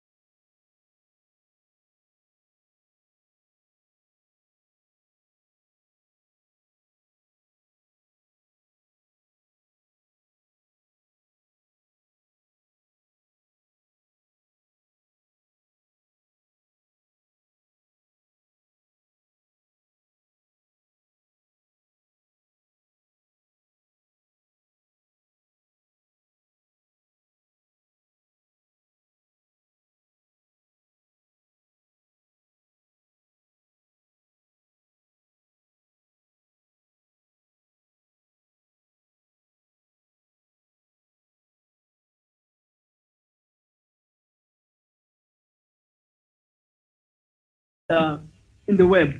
The decline of humanitarian justification for military intervention might signal a broader trend in which the pretext of human rights, the right to protect, which was used in the attack of Libya in 2011, also in Mali in 2013. Libyan intervention under the pretext of the right to protect was a cover-up, as the real reason was to start with the vision of the United States of Africa, which was championed by the late Colonel Muammar Gaddafi. The vision of late Colonel Gaddafi was going to affect the economic interests of the Europeans. So the only way they had to do was to remove him. And they'd used some of African nations, like South Africa, who voted for the resolution which authorized military attack on Libya. And at the end of the day, you've seen these military conflicts, they don't benefit Africa at all. Intervention by the Europeans. Right now, if you look at Libya, life is worse off. The Europeans have looted the oil. If you were to check the deposits of oil reserves, so whenever the Europeans intervene, they intervene for their own economic interests or prestige. Let's cite a few examples of conflicts where the Europeans have paid a gift, i.e., because their interests were not affected, or even they participated to support those conflicts. The conflict resolution community seems to pursue conflict resolution efforts in Africa from a variety of purposes and interests, and with policies that are often replete with ambiguities and contradictions. This situation may be the reason why many African conflicts may be silenced but remain largely unresolved, because the underlying factors of those conflicts do not have been addressed. It will be more cosmetic solution that would have been suggested. The situation may be, okay, we can say African conflict involves the activities of seasoned peacemakers using the best of personal skills and recently developed knowledge about ways of managing and resolving conflict. International efforts at conflict management has not been particularly effective or efficient in overcoming disasters that have brought them into the continent. The critical question then is how we understand the problem of conflict resolution in Africa. When the actors, mainly external to Africa, propagate the ideas of peace and conflict resolution, corresponding mainly to their own interests and views of African world. The examples of military and economic pacts concluded by French-speaking leaders with France's independence are a case in point. In many cases, these facts have not been rescinded half a century after independence, and that is why former French colonies either still have the French military stationed in their countries or continue to call for France for military interventions, as in the case of the Central African Republic and Mali. In Africa, the concept of state or nation is based on Africa's colonial past. Article 4 of the Constitutive Act of the African Union places emphasis on the respect for state boundaries inherited at independence. African states have also remained spheres of influence of former colonial powers, and no power in the world has been interested in changing that situation. The European concept of state has had a strong influence on African countries, and that it was this concept of state that led to drawing up of arbitrary borders throughout Africa. Such Eurocentric thinking, reinforced by technological and scientific achievement, is still very present in Africa. Colonial rule was the antithesis of democracy because it was premised on the usurpation of fundamental rights to self-determination and of the fundamental human rights of citizens and people.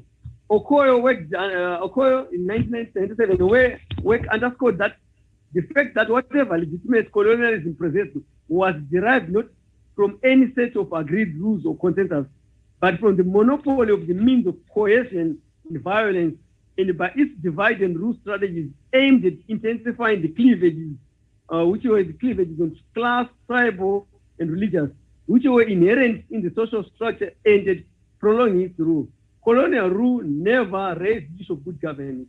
A review of intervention efforts in African conflict in the last 2 or 3 decades of the 20th century brings out 2 main trends in regard to the main actors or agencies and the intervention approaches involved. The first trend shows that the main actors intervening in African conflict were almost entirely from outside of Africa. These were individuals, countries or group of countries, institutions or organizations, until 1993, Africa was almost totally dependent on outside entities for conflict management. Some of these outside entities or actors included former colonial masters, international organizations, and foreign powers like United Nations, European Community, and the United States of America, as well as regional efforts like Economic Community for West African States, ECOWAS, in West Africa, and Intergovernmental Authority on Drought and Desertification, IGAD, in East Africa, and a number of non-governmental actors such as former President Jimmy Carter and Julius Nyerere. The second strong idea that emerges from intervention literature is the increasing emphasis on conflict management rather than resolution as the intervention approach in Africa. China seems to be also wedging, expanding its influence in Africa because of its policy. China has the advantage of never having enslaved or colonized the continent. China has also not made the false promises quoted with the neoliberalism, whilst the West and the IMF and the World Bank put conditions that only aid in the uplifting of Africa. China has so far been willing to provide unconditional aid and invest in infrastructure. At the same time, however, it freely takes full advantage of the opening up of markets and that neoliberal economic policy over the last 25 years have offered unencumbered. So far, unlike the United States, China has not sought to establish military bases in Africa to protect its economic interests, which the US has sought to establish through the setting up of the AFRICOM. International humanitarian and peacekeeping efforts have often been marred by conflicting interests that have sometimes hurt the people they intend to assist. The war on terror, like it's called war pre-anti-dissent, has increased American and European military presence on the continent, generated a new external support for repressive governments, and contributed to an escalation of violence in many regions. Rather than promoting security, outside intervention has often intensified strife and undermined prospects of peace and demonstrating once again how failure to learn from the past is obscured the pitfalls of the future. European military interventions are either meant to destabilize African nations or meant to protect their economic interests. When Mozambique waged a brutal civil war, which ended with the signing of the Roma Accord in 1992, and the African initiated peace deal around 2013, we didn't see any European nations intervening in the crisis, which killed many millions, because this crisis was their own creation. For your own information, the Renamo outfit was a creation of the Rhodesian Central Intelligence Organization. It was led by Ken Flower. And when Zimbabwe got its independence, the Central Intelligence structure changed, and the Renamo was now funded by apartheid in South Africa. The Europeans and the Americans didn't even intervene in save the lives of Mozambicans in 1976 and around 2013 when they were sporadic disturbance after the 1992 Roma Accord, because their interests were not served. When Mozambique discovered oil in 2011 and the Europeans invested, and the terror group started the marauding wars in around 2017, the Europeans became interested because their interests were affected, meaning they don't value us, they value their prestige and their economic interests. Europeans and Americans don't value Africans and so on by their inept protect Africans from civil wars, which they've been funding since the 1970s. The Mozambican Renamo has been funded by their kids and kin, and these European nations never made an effort to resolve the conflict. But now they are raising, they are even deploying troops in Cabo Delgado because Shell, Total, and other European countries' business interests are now affected. Right now in Mozambique, they are disturbing in central Mozambique from the breakaway of Renamo. But none of these European nations have suggested to deploy troops there. Why? Because they don't have interest there. Angola underwent a blood civil war after its independence. And who was funded UNITA was Portugal. Portugal is an European nation. And none of these, the European Union or even the United Nations, talked about sending troops to stop the war in Angola. At one time, South Africa begged apartheid, intervened to support UNITA, but none of these European nations raised a question or even tried to assist. At one time, UNITA UNITA's military prowess was more powerful than MPLA-led government. And if were it not for Cuba, Rwanda would have fallen. And these European nations, they didn't see any problems with that. To them, it was all fine when Africans were butchering each other because their interests were not served. The Democratic Republic of War has never known peace. The Democratic Republic of War, former Zaire, has got 90 minerals of economic interest. The reason why it has been never known peace, Simon, is because Saxon, yes. Saxon, you have 2 minutes to summarize. Okay. The Democratic Republic has never known 2 minutes to summarize your speech, okay. Make your points, and we thank you very much. Okay. Thank you. The DRC war was supported by Belgium and the CIA, which actually imposed Mobutu Sese Seko. And when Mobutu Sese Seko was deposed, the Southern African nations supported Laurent Desire Kabila, and some of these nations, like Zimbabwe, paid dearly for affecting the European interest in the DRC. And after the intervention of nations like Zimbabwe, the United Kingdom sided, the US sided the UK in the bilateral conflict, resulting in the imposition of sanctions on military establishment of the Zimbabwean government because they'd affected their European and American interests. Rwanda genocide in 1994, the same European nations never paid interest when Africans were butchering each other because their interests were not served. So the issue of military interventions in Africa by Europeans doesn't serve our interest, but promotes and perpetuates their hegemony. And after their military intervention, they come in with these NGOs, which are meant to perpetuate and protect their interests, thereby fostering policies meant to ensure their continued looting to enhance their economic hegemony. I submit.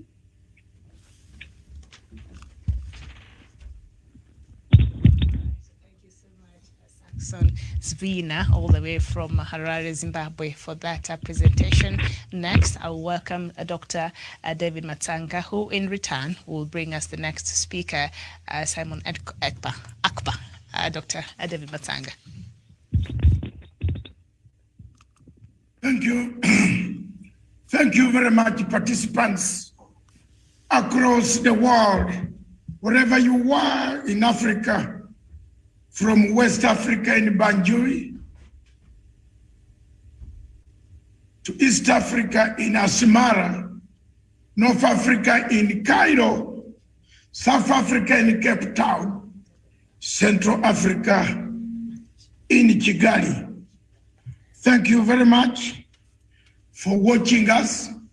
Thank you very much for listening to our show this morning. I hope we are still in the morning session. Afternoon, morning. What is the time? It's noon. Thank you very much. Now, there are 2 points that I want to make clear and to bring you back to the topic. Professor PLO Lumumba raised a number of things. It looked like he changed the program, the question to us Africans. Am I wrong, Prof? You changed the question to us. And I want the next speakers to answer those questions. Is it us who are the problem? Is the problem on the continent of Africa, or it is a continent which is a package that comes from France? There, I and the professor, we shall struggle on it in the afternoon again. I will be on a different side. I don't want to tell you, but I want other people to convince me that this problem is an African problem. It is us Africans who cause this problem. And we are part and parcel to blame. It is us who always become conduits of this war. It is us who called these guys to come in? Do we have the will to manufacture a toothpick? How many African countries manufacture toothpicks?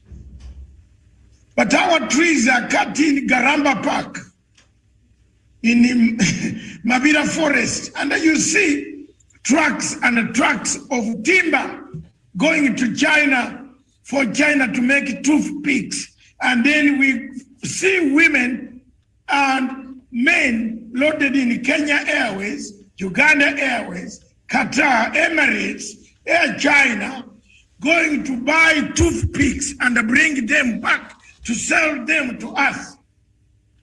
So where is the problem, Prof? We want the speakers to focus. The problem of Mozambique is narcotics. And the President Nyusi, we are putting you on notice. This is not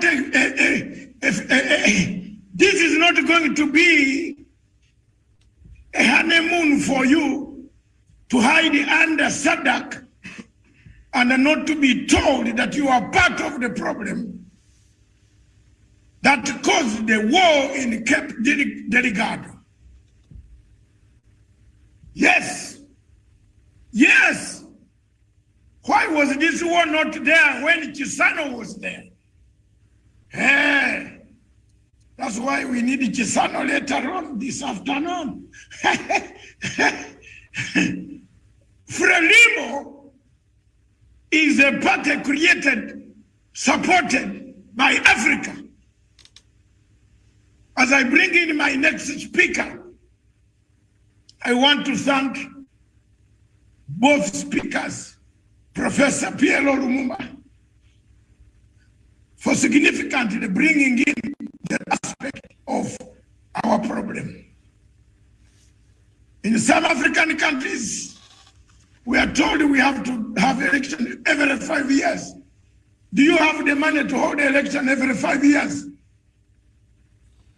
And then you go on borrowing this money. You are borrowing the money every time to do an election. Then when you cheat it, they come to say you borrowed our money and we want accountability. You say, no, this is my election. This is my country. This is my what? Have you seen the problem we have? Professor brought it on the table.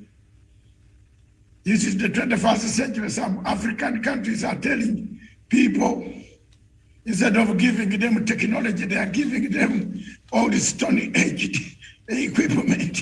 Oh, yeah. What a show today. Prof, you brought something. There's something you spoke that touched my heart. This stone equipment of creating fire, of rubbing a stone on a stone, when we have already moved. This is the poverty of faith we have on the continent of Africa. The arbitrary dictatorial tendencies of leaders in Africa. You talked of leaders gathering in African Union, Prof. Buhari also calls himself a leader. He gathers in African Union. When younger girls in Nigeria are being abducted every day, why don't you sit home like a Pombe Magufuli? The late did not attend these stupid things of AU, UN. Hey, Africa, we want to talk. Now, Saxon dealt with a background of colonial mentality. I want to keep you up to date with the debate. As Simon comes in, Simon Ekpa. Ekpa is a Biafran. He's a Biafran who struggles for independence of a Biafran state. Our work here is to listen, to talk to every African, as long as you are not a terrorist. Because we don't talk to terrorists. And we don't want people to label others terrorists. because they want to have power. Don't label people terrorists because they have disagreed with you on opinion. You label Al-Shabaab terrorists because they have a uniform from Saudi Arabia, but you don't even condemn Saudi Arabia.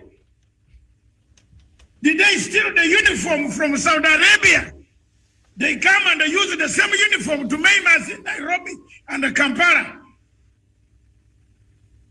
And then you keep on saying, I'm an African, climbing an Airbus plane going to London. I'm an African head of union.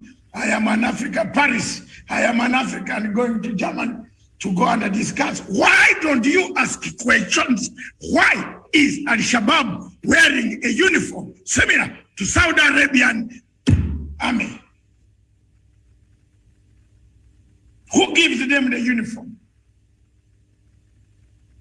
Why are you not asking Saudi Arabia? How did the uniform that Al-Shabaab wears reach Mogadishu to disturb Farmajo's government?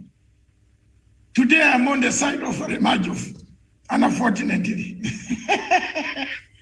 Yeah? Yes, Nigeria is falling ship, sinking ship. A country with 200 million people with nothing to show in Africa, only Hollywood movies. Wow. What a shame. My next speaker comes from that country. He's a Biafran. And if there is anybody who wants to counter him, the Nigerian embassy, you are listening. Wherever you are, come out. Don't operate underground. Come and we talk. Nigeria's problem is political, not judicial. You will not solve that problem judiciary, in a judicial manner, sorry. You must solve it politically. Huh. My Africa, welcome Simon Ekpa. Simon Ekpa lives in Finland. He's a Biafran. His views are for Biafra and for the people of Africa. The question at hand today, EU, the conflict it supports on Africa or tries to prevent on Africa. Do they manufacture them for their interest or for the interest of Africans? That's the question. And the PLO answered it very well. We collect AK-47, we buy them. Small arms must be sold for the metros and the trains to work in Paris. Paris. Do you know that 3/4 of Africa is destabilized by Paris?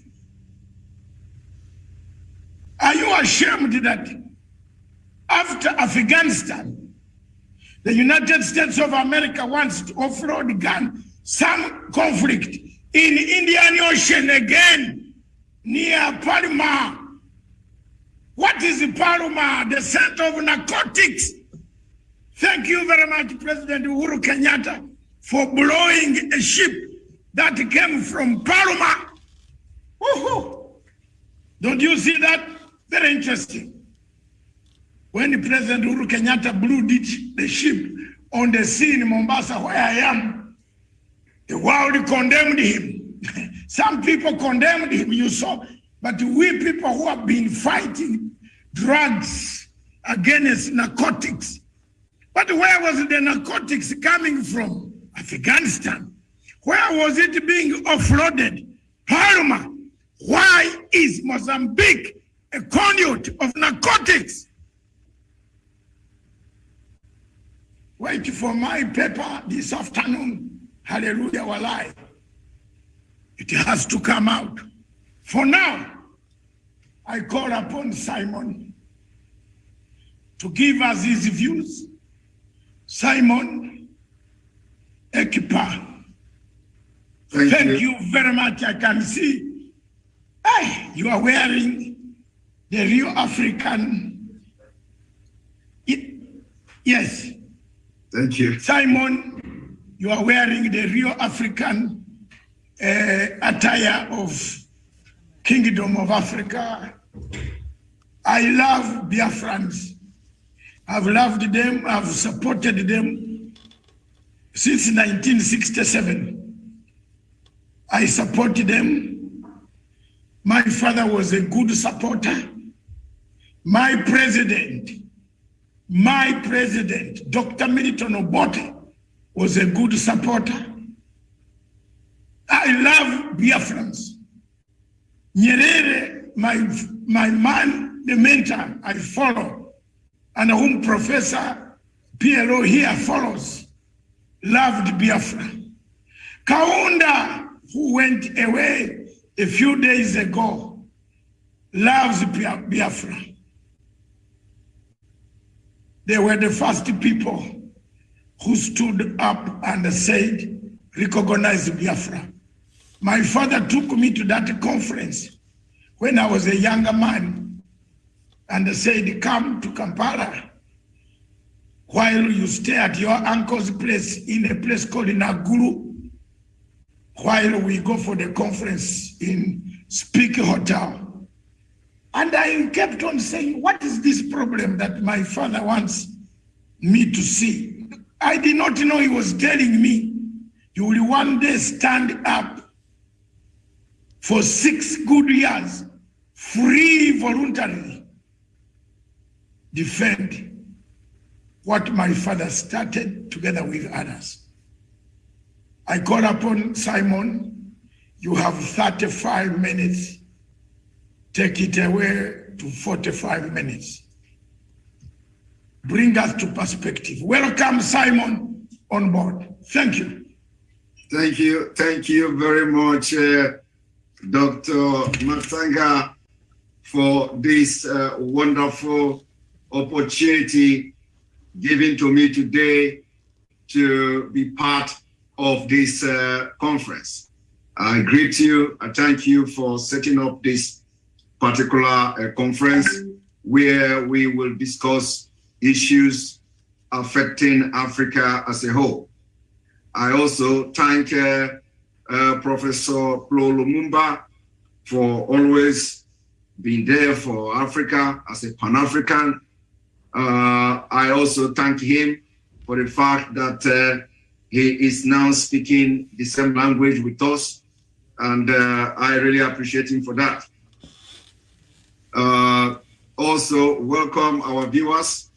Professor Lumumba has said a lot of things that I wanted to point out, and on that note, it is going to be a lesser problem for me. Professor Lumumba have pointed out a lot of things, including why have we ever wondered why the leaders in Africa are always going to some place to pay homage and get directive from them. Of course, this same question he has answered. I will also address it from my own perspective and from my own context. What is the problem of Africa? The topic today, as you said, is EU deployment in Africa conflict zone for political stability or for their own economic stability. First of all, the problem with Africa, especially the African leaders and Africans, is that when we take one step forward, we take 10 steps backward. What do I mean by this? I mean that when Africa take one step forward, they take 10 steps backward. We remember the history of Kenya, the history of Uhuru Kenyatta. Uhuru Kenyatta's father, when he was being persecuted for fighting for freedom of his people, Biafrans, and a Biafran leader in the name of Dr. Nnamdi Azikiwe gave him protection in Biafra land. we Biafra people, we stand very tall to protect the father of Uhuru Kenyatta, the president of Kenya today. That was a step forward. That was a step forward to serve humanity, respect for freedom, respect for self-determination. That was so many years ago. Today, in 2020, in 2021, Uhuru Kenyatta has paid that same Biafra with 20 steps backward. That is what I can say is the problem of Africa. Our leader, the leader of indigenous people of Biafra, were abducted in Kenya by the Nigerian government, kidnapped, taken to a private apartment in Kenya with the help of the Kenya authorities, police. Instead of Uhuru Kenyatta to offer something that Biafra people offered to his father, he betrayed Biafra. That is 20 steps backward. And I am calling on Kenyans today to know this fact before I go forward into making my presentation, that we are demanding Kenya to step up and make sure that our leader who was abducted in Kenya will be repatriated back to Kenya or where he come from. It is a breach of Kenya law. It is a breach of Kenya constitution. It was a breach of Kenya sovereignty, and the Kenya people must not allow this to happen, and they must not keep quiet. Nigeria cannot come into Kenya and abduct somebody from a different country and you are all keeping quiet. So I'm calling on Uhuru Kenyatta to remember that Biafra people that he allowed Nigeria to kidnap today, we also offer the same help to his father.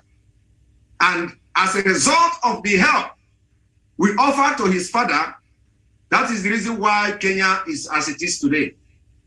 Kenya were able to be a better country today because of the selfless service, because of the sacrifice of the Uhuru Kenyatta's father, of which Nnamdi Azikiwe, a Biafran, and Biafra people were part and parcel of that sacrifice. Now, going further, whether this European invasion or presence in Africa is for us, is for Africa people, I will want to say this. I also thank Professor Lumumba for the fact that he acknowledged and agreed that in Africa, especially in Nigeria, we have a dangerous diversity.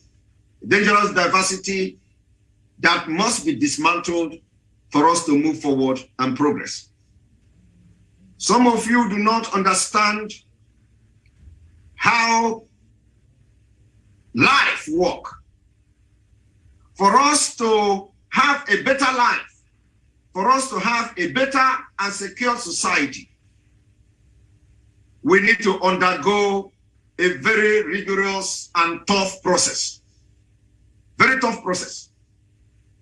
I want to tell you that for a diamond to be formed, it has to undergo about 2000 to 2002 degree of heat, of temperature, to be able to form and become diamond. This is also a principle of life. For the world today, let me tell you one thing. The life we live in today, this global village, the Western world, the America, the Asia, that everybody is enjoying today, had undergone over 2000 degrees of temperature to become what it is. The European that are sending or deploying some troop in Africa for stability has also undergone 2000 degrees of heat to be able to become stable, to have the opportunity and the possibility to begin to send troops to Africa. How were they able to become this stable? They undergo wars. They went through wars. Wars. Let me now give a little bit illustration to this. For example, somebody who were giving birth in 1900, if you are giving birth in 1900, the process of the world becoming a diamond started in 1914. The World War First begins in 1914. So if you are born, or if you were born in 1900, at age of 14,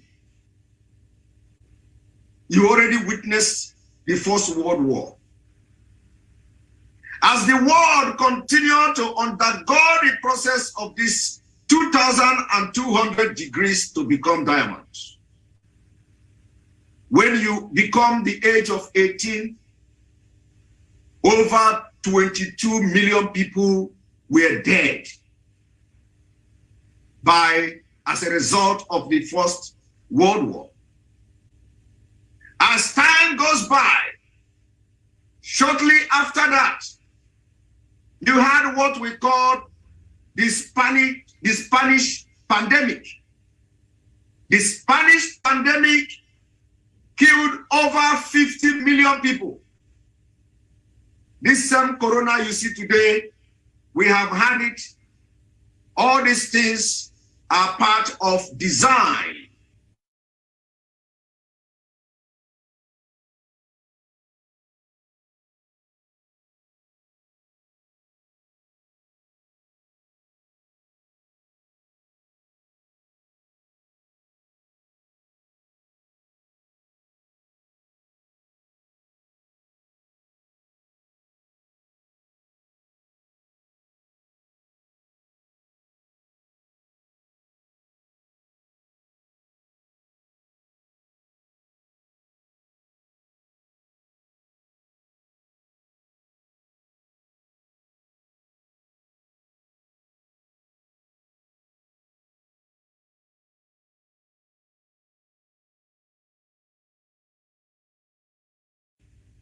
For the world and the global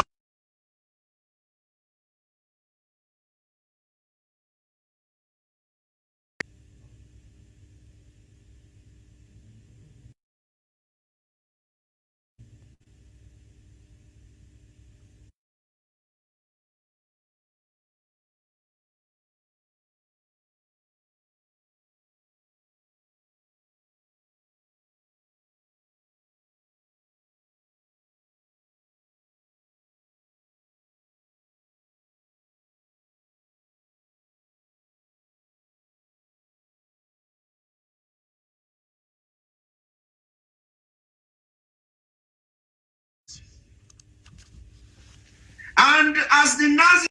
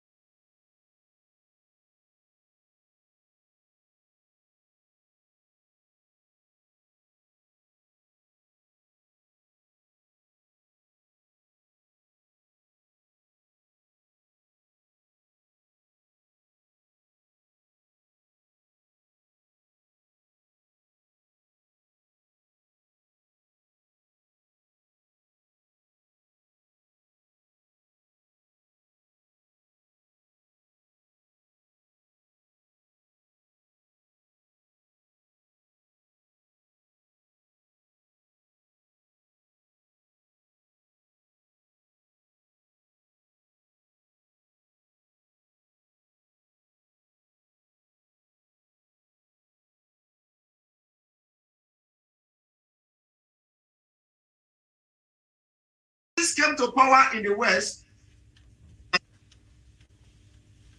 were slaughtered.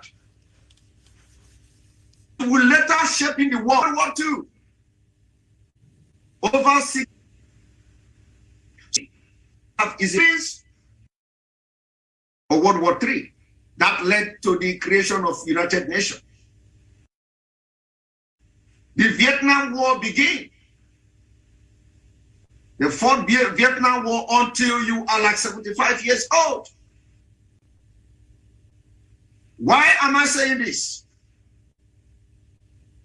Because if you were born in 1980 something, 1985 to 1995, you would not understand the history, how this world has undergone all manner of degree of temperature to be able to shape it the way it is today.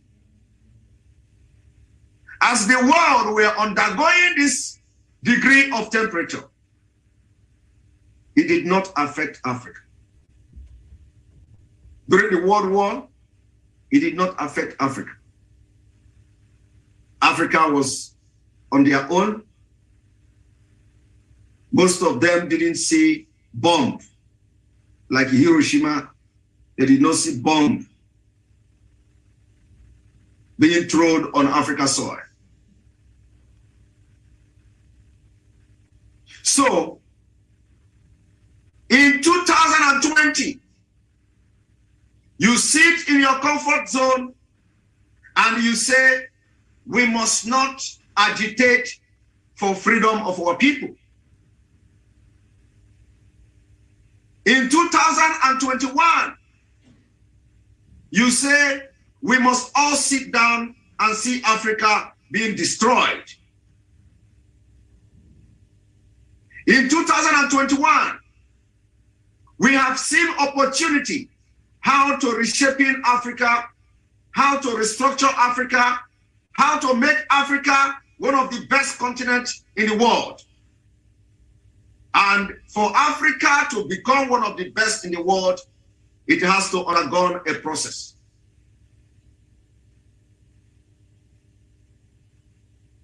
For those who are using South Sudan as example, that when Nigeria is divided, you are going to have crisis. For those who are using those countries like South Sudan to say, if you get Biafra, you are going to have crisis. Let me tell you, as you continue to allow the West to control you, claiming that in diversity, you are going to be better. Let me tell you this. If you continue to allow Africa to remain the way it is, you are only compiling the problem. It is mental torture. Mental torture. Because what is happening in South Sudan today shouldn't have happened if the freedom were given to them 30 years ago, when the war started in Sudan.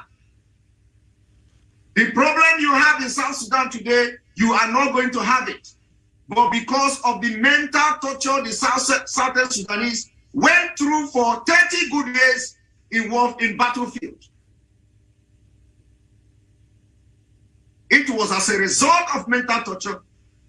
And it is going to take a while for Southern Sudan to come back to normal and become the best. And you see them attaining their best and best potential. Biafra fought a war with Nigeria. We were able to hold Nigeria for 3 good years. Biafra were recognized by many countries in Africa and other parts of the world. Today, we have come to say, because of the impunity in Nigeria, because of the dangerous diversity in Nigeria, because we want the best for Africa, we say we want the freedom of Biafra from Nigeria. And the more you delay this freedom of Biafra people, the more you subject Biafrans to mental slavery, mental torture, physical torture, that will also affect their mental reasoning, their brains, just the way the South Sudan are going, what they are going through today. The only difference why Biafra can never be the same thing with South Sudan is because Biafrans are more civil. We are scattered all over the world. We have governed ourselves before South Sudan. We have tested the sovereign state between 1967 to 1970. We have been able to govern ourselves during the Eastern region, and we are going to do it again, and we are going to do better.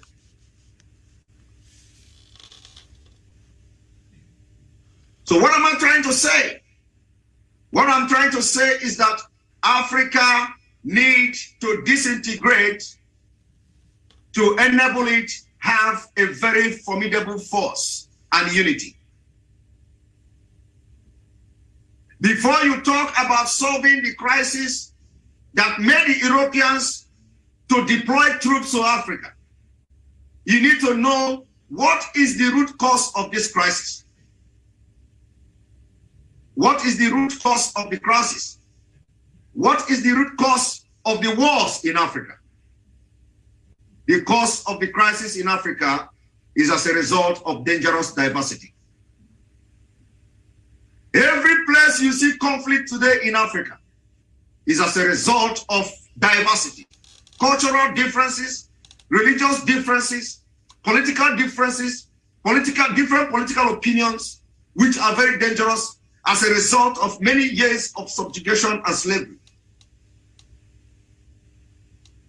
So what I'm saying now is that the more you delay disintegration of Africa, which will start from Nigeria, the more doom that is going to befall Africa. What we are doing now is to save the future. We may not be the one to enjoy whatever we are fighting for today, but we are fighting for future generation of Africa.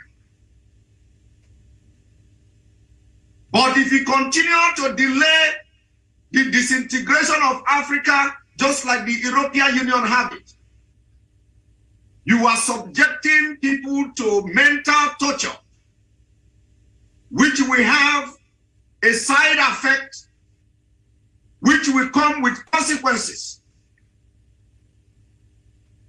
The consequences of such can be seen in South Sudan.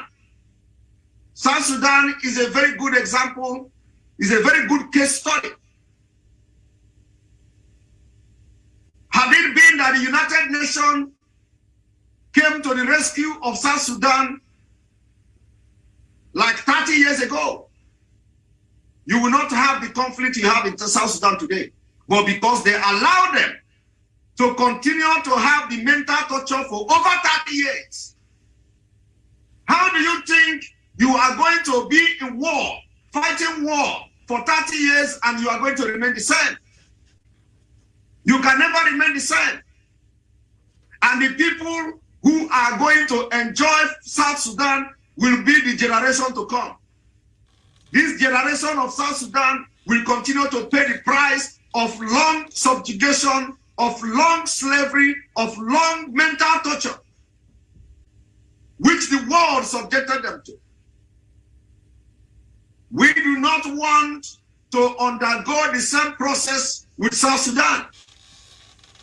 That is why, if you love Africa, you must rise up today to agree and identify the fact that Nigeria needs to be disintegrated, and other African countries that feel that they are not the same need to be disintegrated for a better Africa to emerge.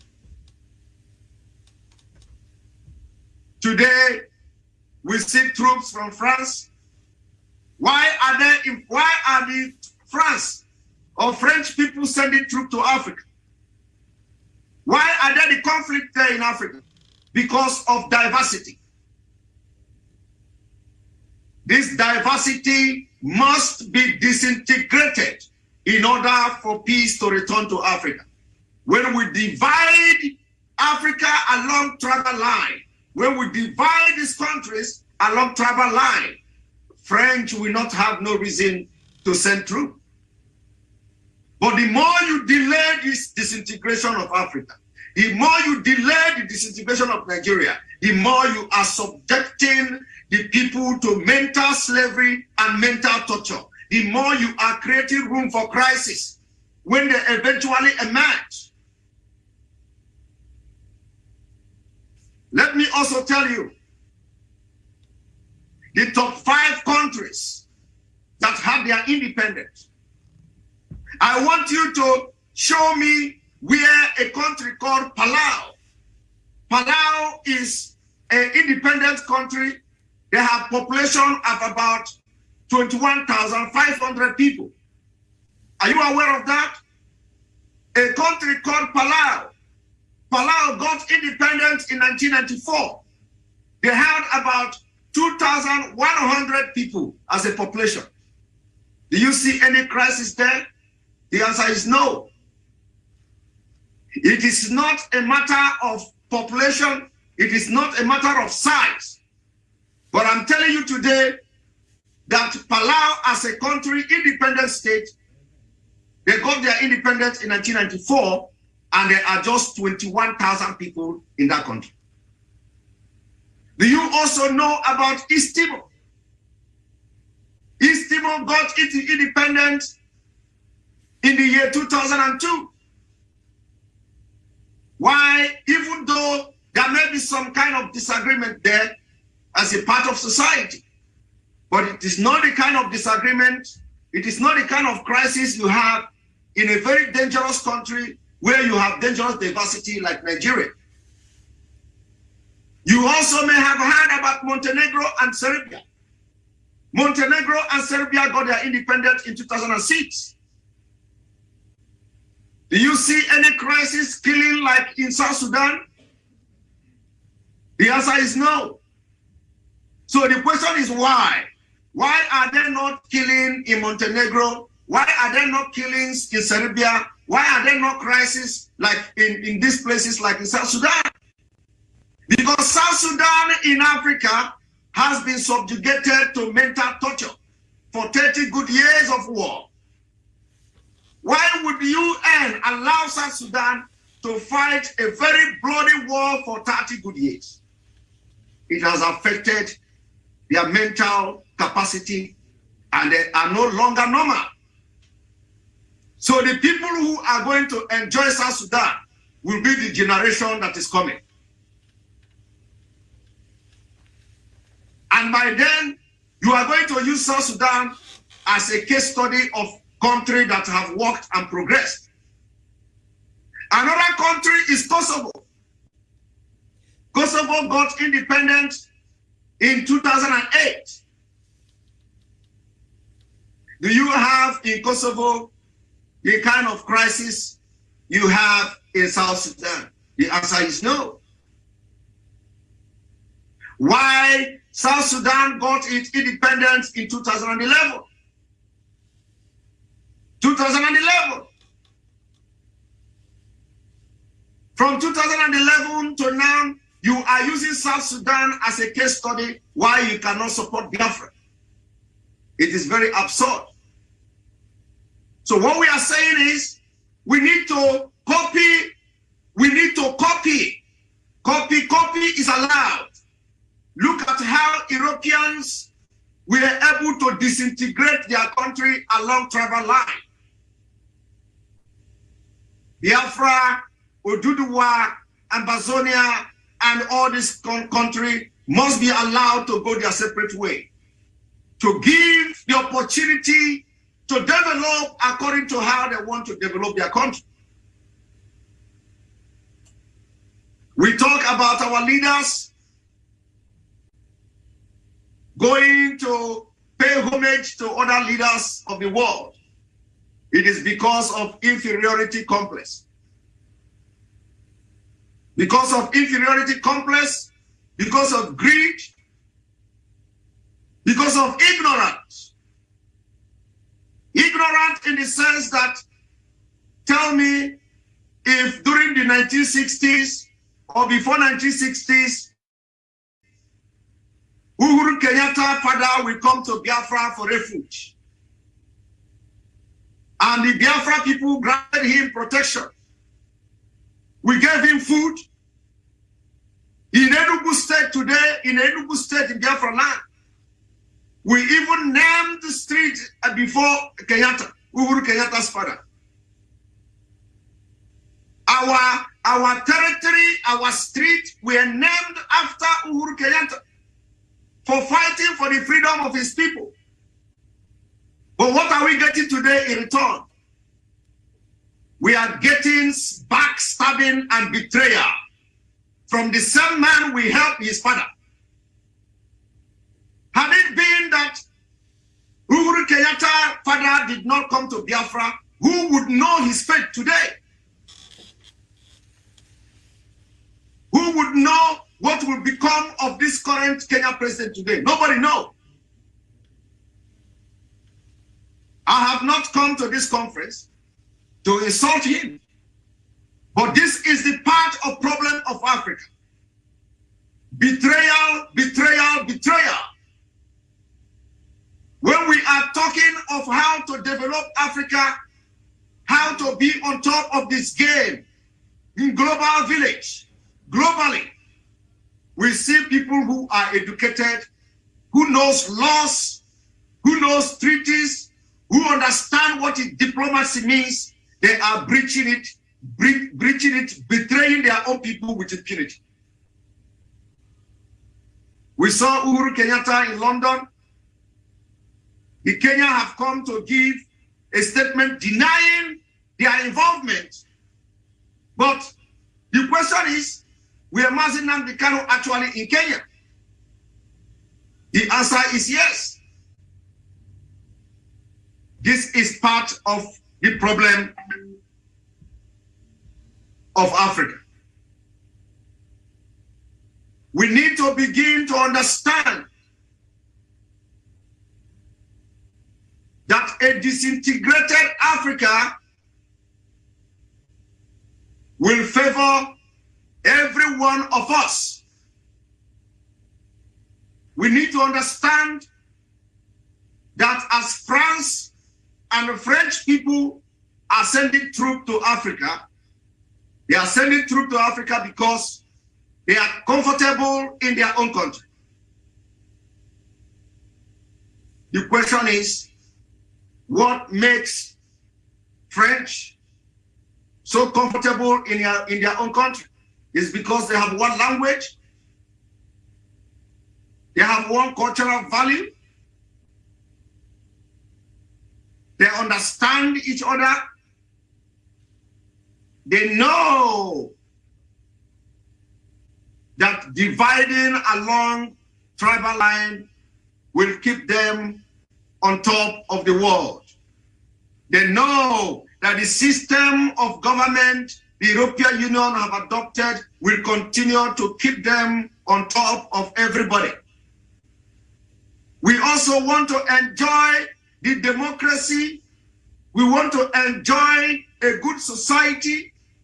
We want to live like them because Africa is where you get all the natural and mineral resources that you see today that Europeans, America, Asians are using to develop their own country.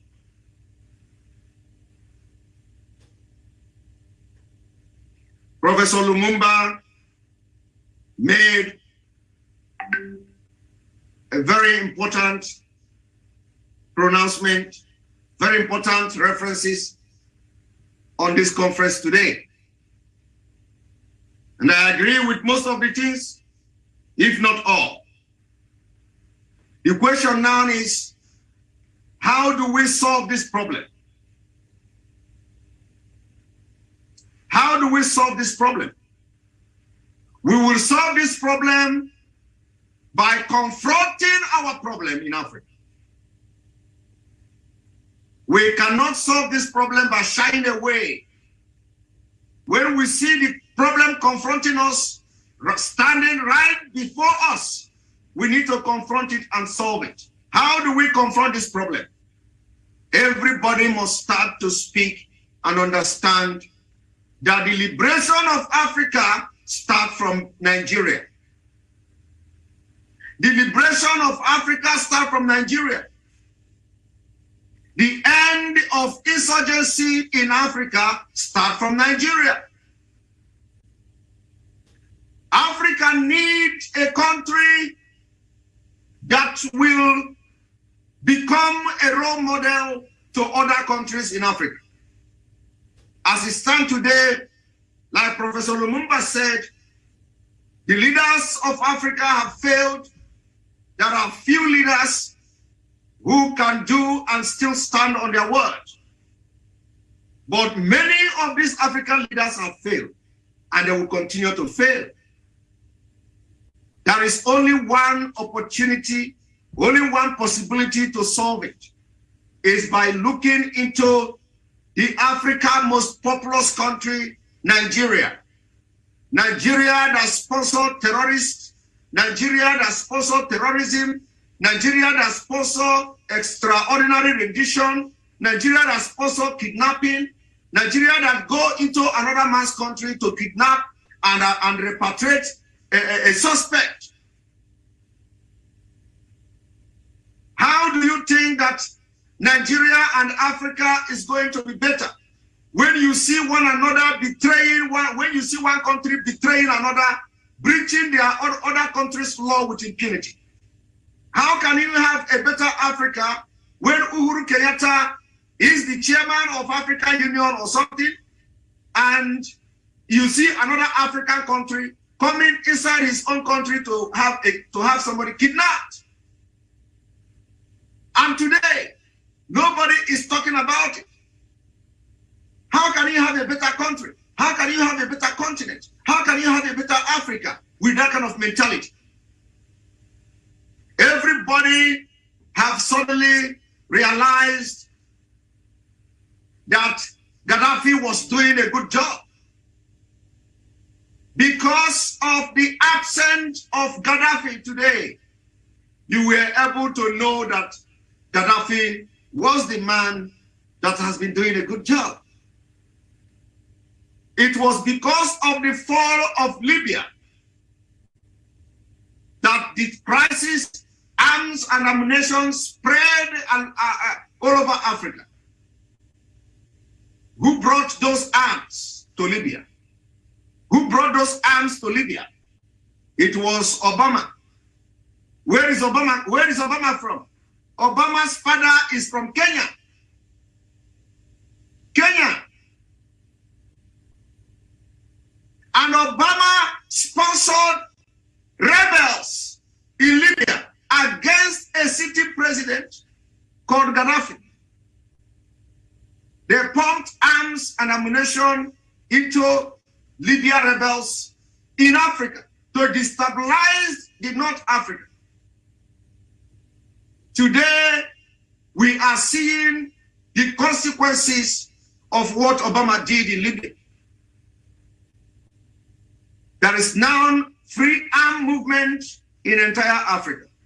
Boko Haram, ISWAP, ISIS, Al-Shabaab, Al-Qaeda, all of them using American weapons that was shipped to Libya to overthrow Gaddafi. Now, which one is better? Is it that Gaddafi could have been allowed to live and continue his evil, if there is any evil at all? Or would you now look back to the days of Gaddafi and say, you are now proud Africa for supporting the invasion of Libya? When Gaddafi was killed, the same African leaders was the one who sold and betrayed Gaddafi. All these African leaders, African president, they supported the American invasion in Libya. And that is exactly what Lumumba has pointed out. They take instructions from other countries. It is very, very worrisome and very absurd if we continue to allow these ignorant, incompetent leaders in Africa to continue. We have the possibility, we have the opportunity, we are in a better position as people of the modern age to tell how we want Africa to be. And we have come to realize that the problem of Africa is because we did not divide along tribal line. The countries of Africa will undergo a process that will now reshaping Africa. And that process has started in Nigeria. The process is not going to be very easy. We want to have a referendum in Nigeria to enable us set the ground for a better Africa. But like everybody knows, they say you cannot get freedom by peaceful means. You cannot get freedom by peaceful means. But there are countries who have conducted referendum and they have their independence. I am calling on all leaders today in Africa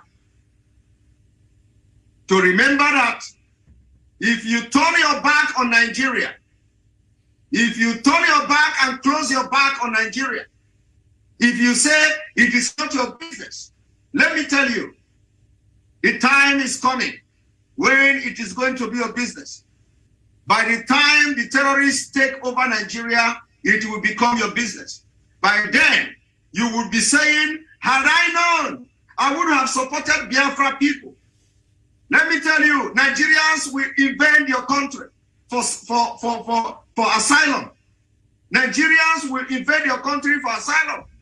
And after they deal with Nigeria, capture Nigeria, which is, by the way, at this point, the most populous African country, do you think that your country of 4 million, do you think that your country of 5 million, do you think that your country of 20 million will not be run over by the terrorists from Nigeria? If that is what you are thinking, think again after this conference today. If terrorists can run over 200 million in Nigeria, what is your country? What is your capacity? What is your military strength? If the terrorists being sponsored by Nigerian government can hold Cameroon, Chad, Niger Republic, and Nigeria to ransom, what makes you think that your country will not be invaded and attacked in due time? What you do to Nigeria today, as you are talking on behalf of Biafrans, you are also saving the future of your own country. If you refuse to do that, the time is coming when the terrorists that are terrorizing Nigeria today will remember your country and they will remember your region. And when that time comes, you must have missed the opportunity. Opportunity you should have used to support Biafrans, to support Biafra independence, so that by the time Nigeria disintegrates, you are going to have Oduduwa nation, which will have military power. You are going to have Biafra nation, which is going to have their own military strength. You are going to have the Middle Belt, which is going to have their own military strength. And without infiltration of the terrorists, without being compromised, we will rise up together and fight terrorists and chase them away from the region of Sahel. When we succeed in doing that, we have made Africa a safer place for everybody.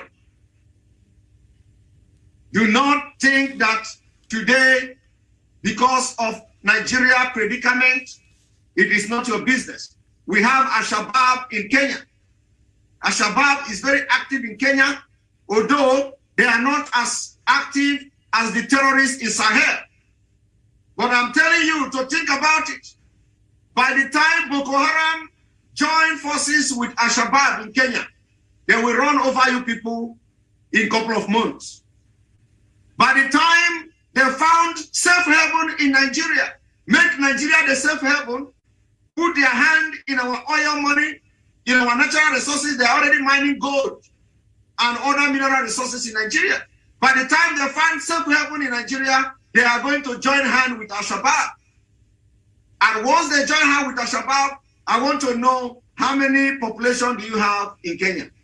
It will not take them long to run over you. How many population do you have in Mozambique? It will not take them long to run over you. This is a long-term planning that we all must rise up. As you are solving Biafra problem, you are solving your future problem. Don't say that Nigeria problem does not concern you. So long as you are an African, Nigeria problem is your problem. So long as you find yourself in Africa soil, Nigeria problem is your problem. We have also had the United Nations, the United States Intelligence Agency reporting that the terrorists were trying to work together in Nigeria. That was 2 years ago. Today, ISWAP has joined forces with Boko Haram. Today, they have elected governor in Borno State in the northeast of Nigeria. Today, they have their own government within government. So if you think that this is not your problem, it is your problem. Professor Lumumba, I must commend you. We want to see more of you, Professor Lumumba, because you are one of the respected person in Africa. You have been the one talking and preaching to government officials in Africa. We want to see more of you because your word is taken very, very seriously in Africa.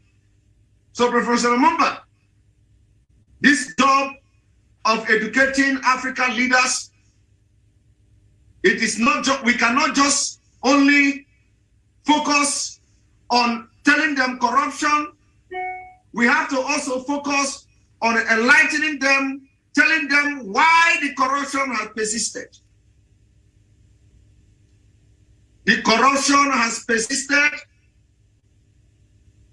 means because the people, the structure of countries in Africa, they are fraudulent structure. And you cannot build a better society in a fraudulent foundation. You can't stop.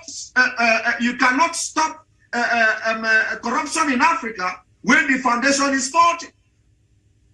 So let us leave corruption and focus on the problem that is bringing and aiding and abetting corruption activity in Africa, which is that the structure and the foundation is faulty. And we need to go back to drawing board. We need to go back to the European structure where they divide along tribal line. You think in those days that the crisis you are having in Africa today, you did not witness them in Europe? The crises are there in Yugoslavia, in Russia, in Czechoslovakia. All these places witnessed this crisis. What gave birth to this crisis was the diversity. It could not work. European Union decided to divide along tribal line to avoid any kind of political turmoil. Today they are progressing along tribal line. So my brother, my professor, my learned brother and friend, Professor Lumumba, let us focus on telling Africa where the problem started, how it could be solved. The corruption can never end in Africa if you did not address it from the fundamental and from the foundation, which is the foundation and the structure of each country in Africa. We need to begin to look inward, divide ourselves along tribal line. And we are going to start from Nigeria. Thank you very much for having me today. And let me know if I'm going to make a different presentation in the afternoon of this program. Thank you, Professor Lumumba. Thank you, viewers, other panelists. Thank you, Dr. Matsanga, for having me. And I rest my case here. Yeah. Thank you very much, Simon. Before you go, I want to take this opportunity to tell the world that I thank you very much for agreeing to take part in this conference. And don't give up all the time. You are giving another speech this afternoon after His Excellency President, former President of Mozambique, Chissano, has given us a few remarks. So don't give up. We shall return here about 3 p.m. No, not to return. We are not breaking now. We have a lady coming. You notice that, Simon, you have made a few serious points. I don't want people to lose sight of what you have done, you have said.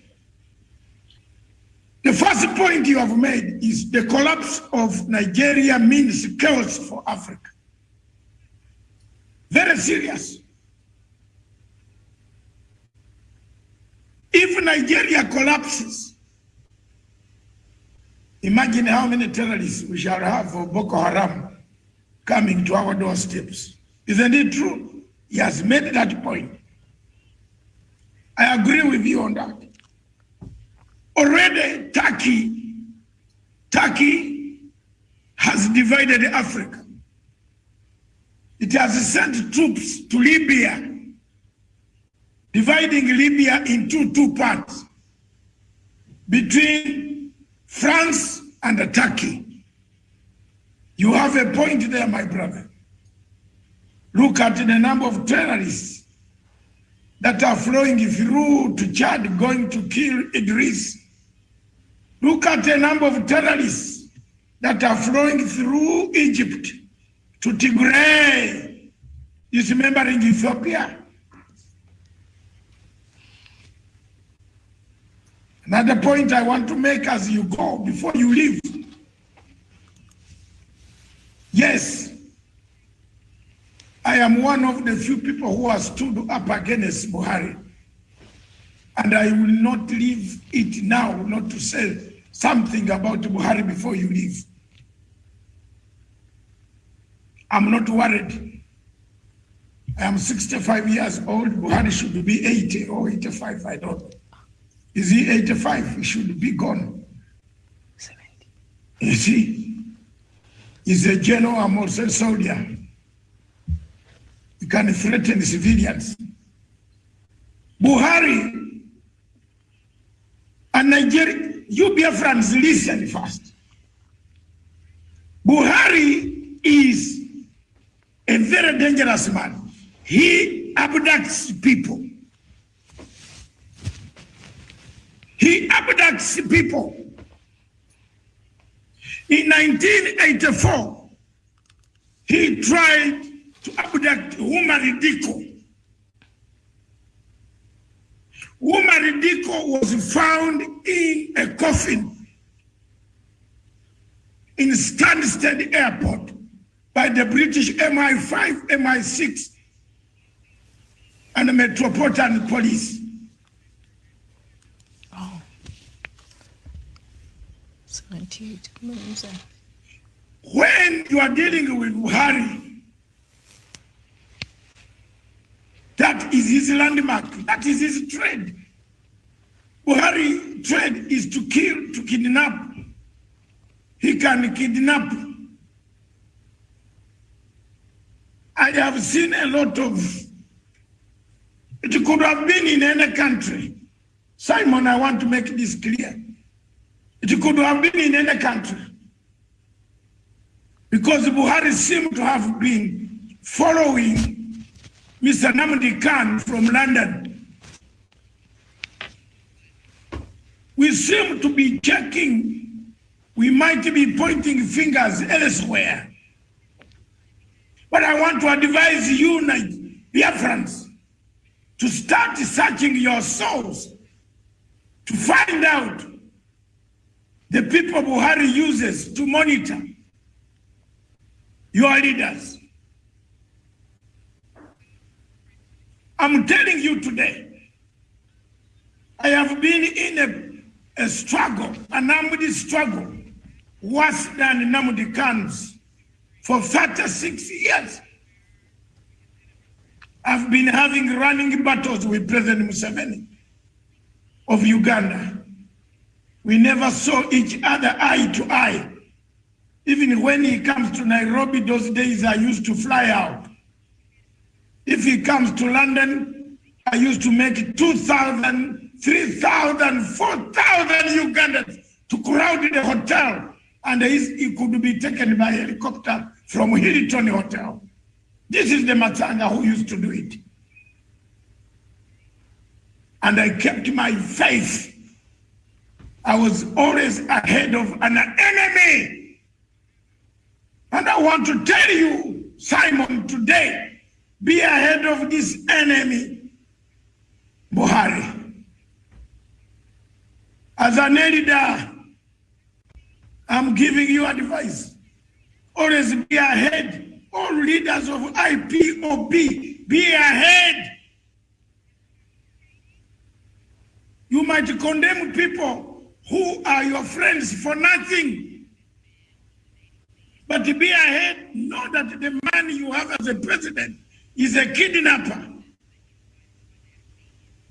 Kanu could have been kidnapped anywhere in Tanzania, in Cameroon, in Addis Ababa, because Buhari monitored Kanu from London where he was staying or wherever he was staying. None of us knew where he was. Only Buhari knew his movements. So don't finish anger and destroy anger on other people when the biggest problem in the house is your man called Buhari. Why is he not telling the world how he was able to steal a person? Why do you turn it on innocent people? We are now also, some of us are asking very seriously questions to the world. And we are not keeping quiet.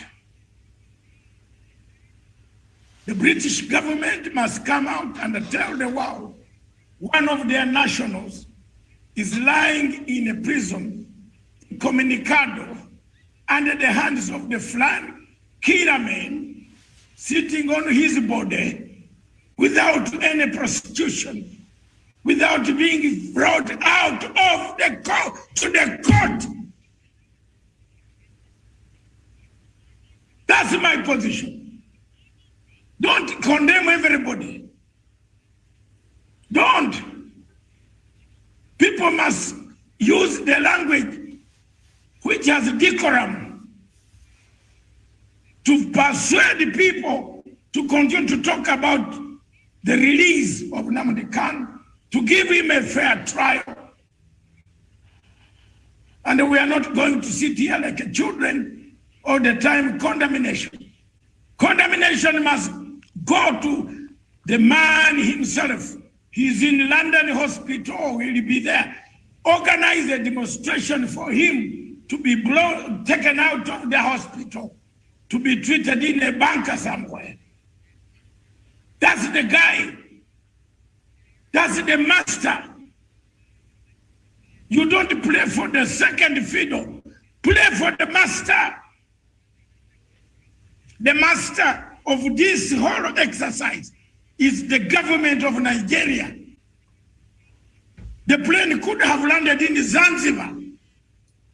Still, he had a plan to take Nnamdi Kanu.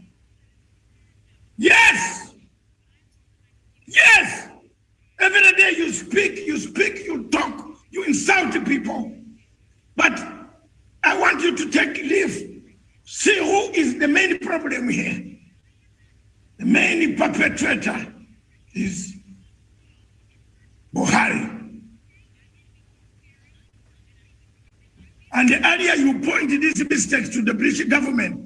Who are those in the British Nigerian High Commission in London who are not working as diplomats, but they are working as espionage agents.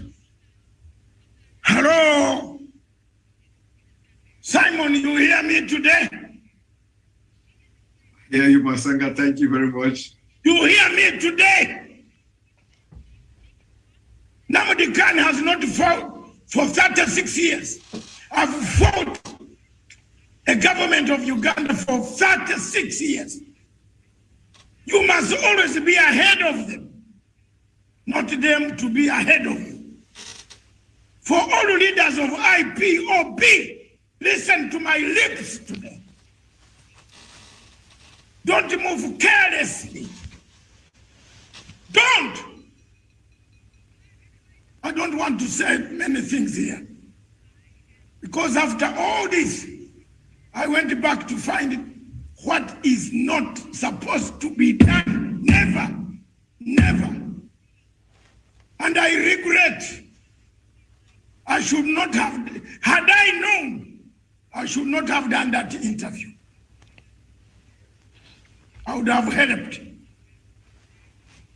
Next time, those who are near IPOB, listen to me. The people of Biafra look at you. Some of us who are friends of Biafra want you to succeed. I've told you my father was a negotiator. Where were you? My father negotiated my president, whom I serve and whom I served, whom I left Uganda when I was serving. He's dead, but I still honor him. I've never changed sides. Look at me. Look at me, God. Look at me, whatever he is. Or what is happy that I'm speaking the English he taught me. Yes, that I'm speaking the Pan-Africanism that he told me I should stand firm and speak. But I'm always ahead. That's it. Thank you, Simon. The factor of Turkey. Turkey has become another neo-colonial state on African continent. Turkey has become a new colonizer. Turkey is sponsoring terrorists to dismember Africa. Turkey has become a bad state. It has killed Libya.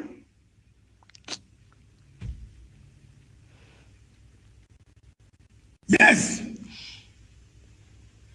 under the auspices of European Union, isn't it? Under the auspices of European Union. I want you to listen to my paper this afternoon. I've not given my paper. Whatever I'm talking is coming from my political science and international relations knowledge which I have, which I can talk without any paper on me. But I'm bringing a paper this afternoon. The departure of Americans from Afghanistan means trouble. Why Mozambique is in chaos? Narcotics. Woohoo! Narcotics. Why are we hiding? Simon, I thank you very much. I agree with you with that point, that if Nigeria collapses and there is no Biafra to help us, terrorists will swamp our cities and kill us. The African Union is also captured by another man, a Fulani from Chad. That's why he doesn't talk about Nigeria. He's a Fulani from Chad called Muhammad Faki. He just springs up and goes and brings Israel to divide Africa. Have you seen that? Didn't I predict to you that the African Union will divide in two parts? Simon, didn't I say that?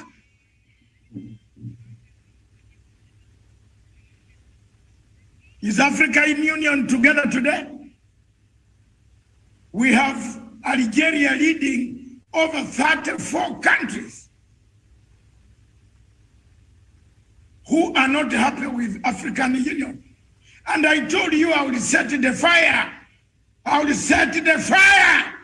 I will set the fire. PLO Lumumba is here. He can talk. He doesn't set the fire. I have set the fire. There is no African Union. African Union is captured by France. Our chairman of African Union is more visible in Paris than he is visible in Addis Ababa. Shame. Shame. Shame, Africa. With those words, I want now to call upon my sister from Lusaka, Zambia. My sister from Lusaka, Zambia. I have set the stage for you, sir. Madam. Thank you very much. Ladies, hold on. Ladies and gentlemen, you notice that men only have been speaking since morning. Let this lady give us lunch time so that she gives us saliva enough to go and eat our food during lunch. Madam, serve us the lunch menu. My sister Mutinta, Mutanti, Sowe from Zambia, which is having elections near Mozambique, near Zimbabwe, that they have wanted to kill. They have wanted to kill Zimbabwe. We stood for Zimbabwe. Hallelujah, Matsanga stood for Zimbabwe. Today, Mnangagwa is leading it the right direction. Yes, what I struggled for, I got it. I did not want Mugabe to be killed by imperialists. I wanted Mugabe to die his own death, and I won. There was no violent regime change from Tony Blair. No, that's a plus for me. The war in Uganda stopped. Yes. That's a plus for me. It's a legacy. What else do you want me to do? President Museveni is getting more votes in northern Uganda because this mouth here went to speak to a rebel who had killed 1 million people to stop killing and sign documents. The 5 agenda that was signed, Dr. Oriem is there, he's a Ugandan. Peace returned. Even when the rebel did not sign, but my paper and my signature gave peace to northern Uganda. Hallelujah. Yes. Tell me. You think you haven't seen my other side, PLO. PLO can have the English, but I have the experience. He's a lawyer in English. I have the experience in political science. And you never lie me about international bad relations. If your student is running international relations, your child will tear the report. There is nothing like international relations. Thank you very much. Thank you, my people of Biafra. I now call upon Zambia. Zambia, Mutinta Masowe. You are welcome. Next, after Zambia, starting after lunch, which will be 2 o'clock. We shall take a break and come back at 2 o'clock sharp. Will be Dr.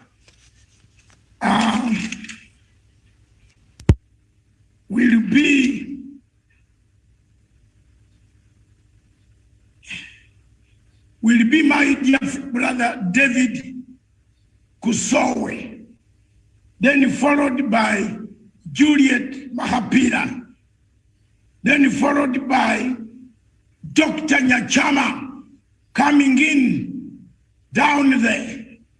Then we go to Uganda. There is a gentleman who has requested to speak.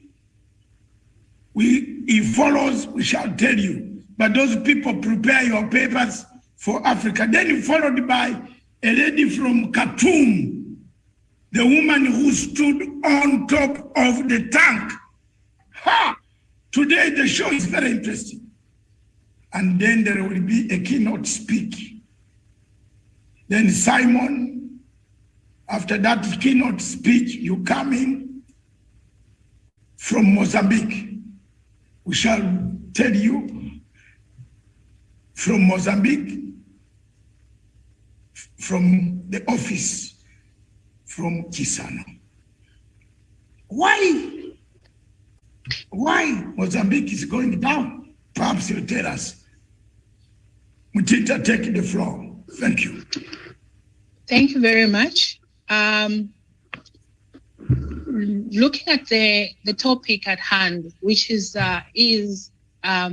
EU deployment in Africa, African conflict zones for political stability or for their own economic stability. Firstly, I would love to talk about a story that my father always just tells us as siblings in our house. My father always says to us, he tells us to say, you can only defend yourselves if you stick together. You can only defend yourselves if you don't take out your conflict from within the household outside. Because once you take out that conflict and the disagreements that you have amongst yourself as siblings, an enemy from outside will be able to will be able to come in and they will use that against you. So make sure you manage to sort out conflict within the household. Similarly to what is happening right now in Africa in relation to the topic that we are discussing today. Of course, when you look at conflict is as a result of a misunderstanding between two or more people. So in this case, the misunderstanding can come as a result of either maybe political, social, economical, spiritual. It can be in different ways on how conflicts can come in. So in this case, we look at the topic at hand on the AU, how it's kind of taking advantage of whatever conflict that we have in Africa to come in and make their economy to become stronger. So these are the things that we need to speak and we need to look at. And we need to make sure that once we look at these, the reasons why we have conflict, we can be able to sort it out in-house. It's an in-house issue. But then we have all these problems coming in because we have different people within our circles that manage to take everything that we as Africans face outside. I can give an example of the media. The media is recognized as a fourth estate of power. A fourth estate of power in that it educates and it informs. So in this case, we look at the media to have the upper hand to either make or destroy our continent as Africans. Because when you go outside, I have managed to speak to maybe Americans and the British people, some friends there. You ask them about Africa, they will tell you exactly what is portrayed in the media. They will say Africa is a country where we have only shepherds, we have only like the people who are pastoralists and people who are just agriculturists, that's all. And educated people from what the media portrays.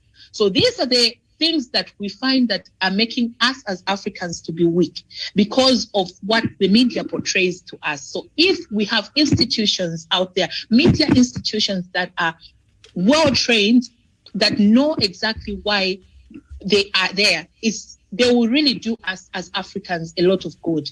Because it's not like they will be selling us out, but then they will be trying by all means to make sure that they actually they make sure that they make us as Africans to also, they show the strength of Africa, not every time showing that Africa is a place where we find only people who have HIV and AIDS doing all these things. So we need positive energy every time in the media cycles. Secondly, we need to look at if it's political, we need an inclusive political system where we find inclusion, where we find every person, despite of their physical makeup, they are able to contribute to the national development. Every time I speak of inclusion, I always emphasize women, because in Africa here, we have the traditions that have not really been let go to say that women belong in the kitchen. Women are kind of leaders. But for me, I always speak that Africa, what Africa really needs right now, for it to be maintained, for it to be called a motherland again, for it to have a strong system, strong economic system, and strong political system, free from conflicts. Definitely, we will find that we need women to take part in leadership spaces as well. We don't need to just limit our women to belong in the kitchen, to do this, this, and that, to please their men, but we need women of action to take part in the development of Africa as a whole. Thirdly, I also want to talk about improving the innovations and research. We find that mostly the people in the diaspora go there to learn, for instance, scholarships and everything. Once they have gotten their training, they have gotten their papers, instead of them coming back home to come and improve their countries, for instance, they end up staying there and will start working there. You can't blame them, but then they're looking at surviving. So in this case, I think we need leaders to make sure that they improve the African countries, instead of going out there, investing out there, and they leave Africa. Because once we don't have competent expertise of people here to work as doctors, to work as engineers, to work as researchers, we will find that we have difficulties to maintain our either health system, economic system, to maintain our standards as Africa. So instead of you getting treatment from here, you like the doc was saying right now, he mentioned about somebody being in Europe getting treatment there. How do you go out there as a leader to go and access Wi-Fi in Europe? As a leader, you go and get treatment from outside. It doesn't make sense. Instead of you going out there, make sure that you clean your own house, first of all. Make sure that the people you are leading have enough services that are not just enough, but then have competent people around and also good services. Because when they chose you as a representative, there was a manifesto as a leader that you posed, and once they listened to it, they trusted, but then they were just fake promises and all that. So what we need right now is we need our leaders that we need is for the Africa to be improved are those people that despite any circumstance will stay in their country and make sure that they make their country better. So those are the things that we need to support research. We looked at the Madagascar issue. It just died out like that. But nobody can come and challenge us to tell us that that was just a rumor. It wasn't something that was going to, that was trustworthy. It was something for it to go public. Definitely, they say there's no smoke without fire. So definitely, we need to support our own research. We need to support, like they say, any medication, of course. It comes from nature. And long time ago, our forefathers in Africa used to survive from nature.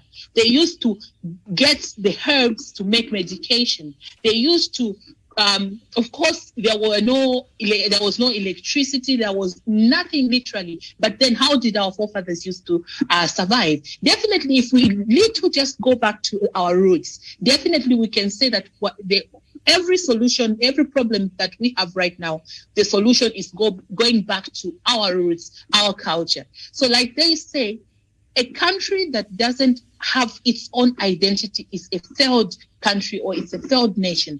A continent that lacks identity is a failed continent. Definitely, that's what we are seeing right now in Africa, because looking at the security system is quite very bad. We are failing to protect our own people. We are failing to protect our own borders right now. People come in and go as they please because they know that Africa is a place where they fix rules and then they break them at any point when they want to. So long you just show them either funds or paper, or you give them anything, they'll just take it like that. So we need a place where we know our identity. We know, in terms of succession disputes, we need to have a country that is organized, proper structure systems that we need as Africans right now. And before ushering any leader into power right now, what we need as Africans, we need to scrutinize our leaders, first of all, before taking them, giving them that responsibility to lead our countries. And also we need our leaders to notice and realize their worth. I heard of a speaker earlier mentioned about Africans being called to go to different Western or maybe European countries to go for summits.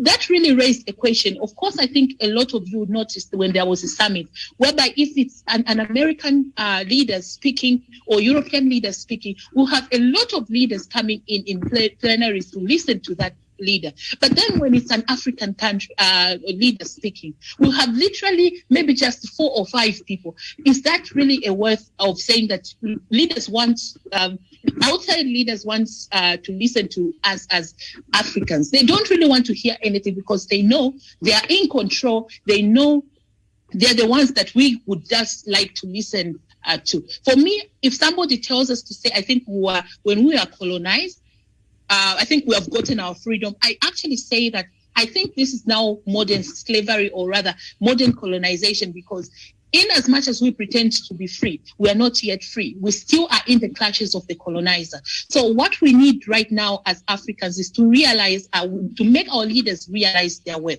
Once they go to speak, I really get, I don't know about other people, but for me, I really get inspired by Rwandan president. They call him all sorts of them, but for me, I look at him as a leader that speaks and not a sellout.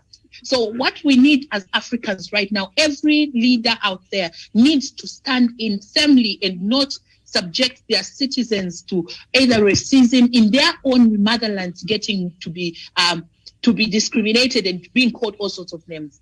And coming to the fact that we send our children to go in the diaspora to go and learn, we can't blame them, but then we need to realize to say, once they go out there, most of the Black people out there, they are suffering and they're being subjected to racism as well. But then, as leaders, once we usher in leaders into power, we need to realize to say that once we send our kids, or rather our children, to go and study in the diaspora, very, very few leaders will stand against racism there. They'll think it's normal because white supremacy has actually taken over. So what we need to do is we need to make sure that our own countries, as African countries, should be well equipped with necessary skills, necessary services, that our children don't go out. They have a choice to stay in their own country. They don't go out there in other countries to go and either to go and rather get the services because they have no choice. At least we need to give them an option. I'll give an example as a parent. In the house, if there is no food, in the house, if there is no television for children to, for the children to actually watch TV or eat, they will go and,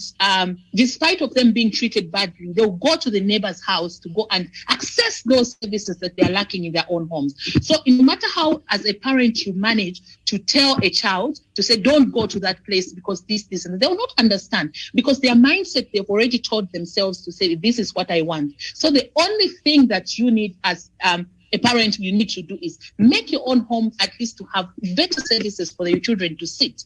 So in this case, what we want is we want our own African leaders to make our own countries more friendly, we need our countries also to have expertise, professional expertise, and we need our African countries also to be friendly for our generation to come. Instead of them going out, we need them to stay here and make sure that they better the countries. So just maybe a recommendation, what we want is, we want the African Union to be great again by making sure that the system is perfect enough to hold the African countries and keep them safe.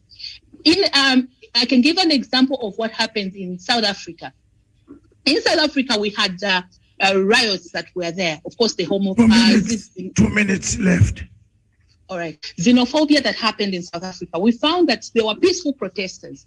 There were looters, there were rapists, there were murderers, there are all these people, but then the peaceful protesters won't be seen. These looters, the so-called the murderers, and they will take advantage of what happens. Similarly to the African Union and the EU, we have this AU who are actually the peaceful protesters, for instance, like they say, and we have the EU who are these people that are coming in. So if we want to answer this question, we will just say that the AU is actually just taking advantage of the opportunity that they've seen. And then the biggest problems is African leaders, us as leaders, as just citizens of rather people, African incumbents, or rather we can say are also even our leaders. So we cannot blame the EU to say that the reason why we have these issues. We will blame ourselves as African people, because we're failing to understand, to say these people, if at all they've done it before by coming to take our minerals, they've done it before by snitching us, bringing the Bible in front of us, but then behind having a gun. If we keep on trusting somebody that has actually betrayed us before, then definitely we are the biggest problems. So for us to have a brighter nation, we need to make sure that every African is able to understand of what it means. Like Kwame Nkrumah said, I am not African because I was born in Africa, but Africa was born in me. So if we have a leader that understands that code, definitely that one is a leader and a competent one that we need. Otherwise, we keep on talking every time. We're not going to go anywhere. We need to check ourselves. I submit. Thank you. Thank you very much, my sister from Zambia. And I wish you a good election. I believe you are preparing for an election in Zambia.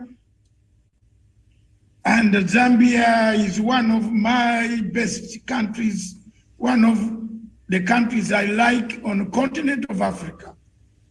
I want to thank the people of Zambia for having kept His Excellency Dr. Milton Obote until the time of his death. He was my president that I worked for. I fully support it today. Even if he's gone away, it's where I got that spirit in me. I am an African, but Africa is in me from Obote. I thank the people of Zambia for having kept him in Kabulongwa 47, the road, the number of the house. Several times I went there. I thank you very much, you people of Zambia. I thank the President, the late Mwanawasa, President Kaunda, the current president, and all the people, including the one who died, what is his name, who imprisoned Kaunda, Chiruba. You are very good people in Zambia. And you formed part of the nexus that fought for the liberation of Southern Africa. I want to thank you for having kept Emerson Mnangagwa, the president across in Zimbabwe today, and having kept President Robert Mugabe, giving him support to fight the colonialism. Now it is time for me to allow other people. We shall give you 2 minutes each. The people, if you want to speak, I want other people to speak, but 2 minutes each, as we wait for Miriam to come to moderate. Karanja, get yourself on order. Tawish, get yourself in order. And Mr. Tuje, what is the name? Tujedewa, Chitedewa. Get yourself, the name is very complicated. It must be either from Rwanda or Uganda, I don't know. But that's okay. Get yourself ready, Mr. Nix. Get yourself ready, Mr. Chinedu. I start with Chinedu, then I come to Nix. We have seen your phone as Nix. I don't know where you are Nix, what. But yes, Nix, then yes. Chinedu begin first, then Nick second, then Turejeda third, then Aranja, then another gentleman by name Turejedewa, then Mr. Niryoguba from Uganda, and any ladies on the line, Madam Mahapira and Dr. David Usowe. The afternoon is going to be light, very hot. I know London is hot, but where we are is hot. So prepare your speeches ready to go. Let me hear from Chinedu. What is your position? You have 2 minutes.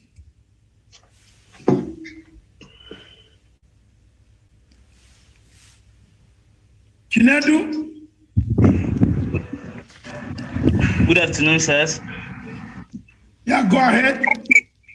Okay, I am by name Master Ede Chinedum David.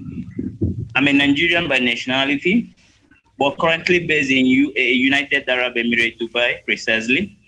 Yes. So I've been actually following your program, and I'm very much elated actually to see young and Pan-Africanists gathered together today to discuss the way forward for Africa. Yes. I'm very much impressed. So, I just want to give a little brief speech. We've actually known the problem of Africa. We've seen actually what our great-grandfathers had gone through. We've actually now seen what our own father had gone through as well. And we actually want to maintain on that particular spot for us to go through the same thing, for our own future generation to still go the same thing. We've actually had a lot of speeches. We've spoken a lot about this way of liberating Africa. And I think it's a very high time we take a very proactive measure, not just by mere speeches, but by taking a very proactive measure in bringing solutions to Africa. Because if we keep speaking about the way to liberating Africa without taking any proactive measure, I think we are just recycling on a particular circle. So I just want to put it to everyone over there and everyone listening to us. I'm a young Pan-Africanist from Nigeria, and I'm from the eastern part, particularly from Biafra. And there have been a lot of secessionist movements in Nigeria, whereby the Biafrans are saying they want to go. The Southwestern extraction are also saying they want to go. So in a situation like this, we don't want to tell ourselves the truth. We don't want to talk about these issues whereby our brothers, our sisters are dying in Africa. We sideline these, we don't want to talk about it. So I just want to put it to everyone there that the white is our problem. We actually know that the colonial masters are a problem, but who are the problems of access to? Because we don't want to actually decolonize ourselves.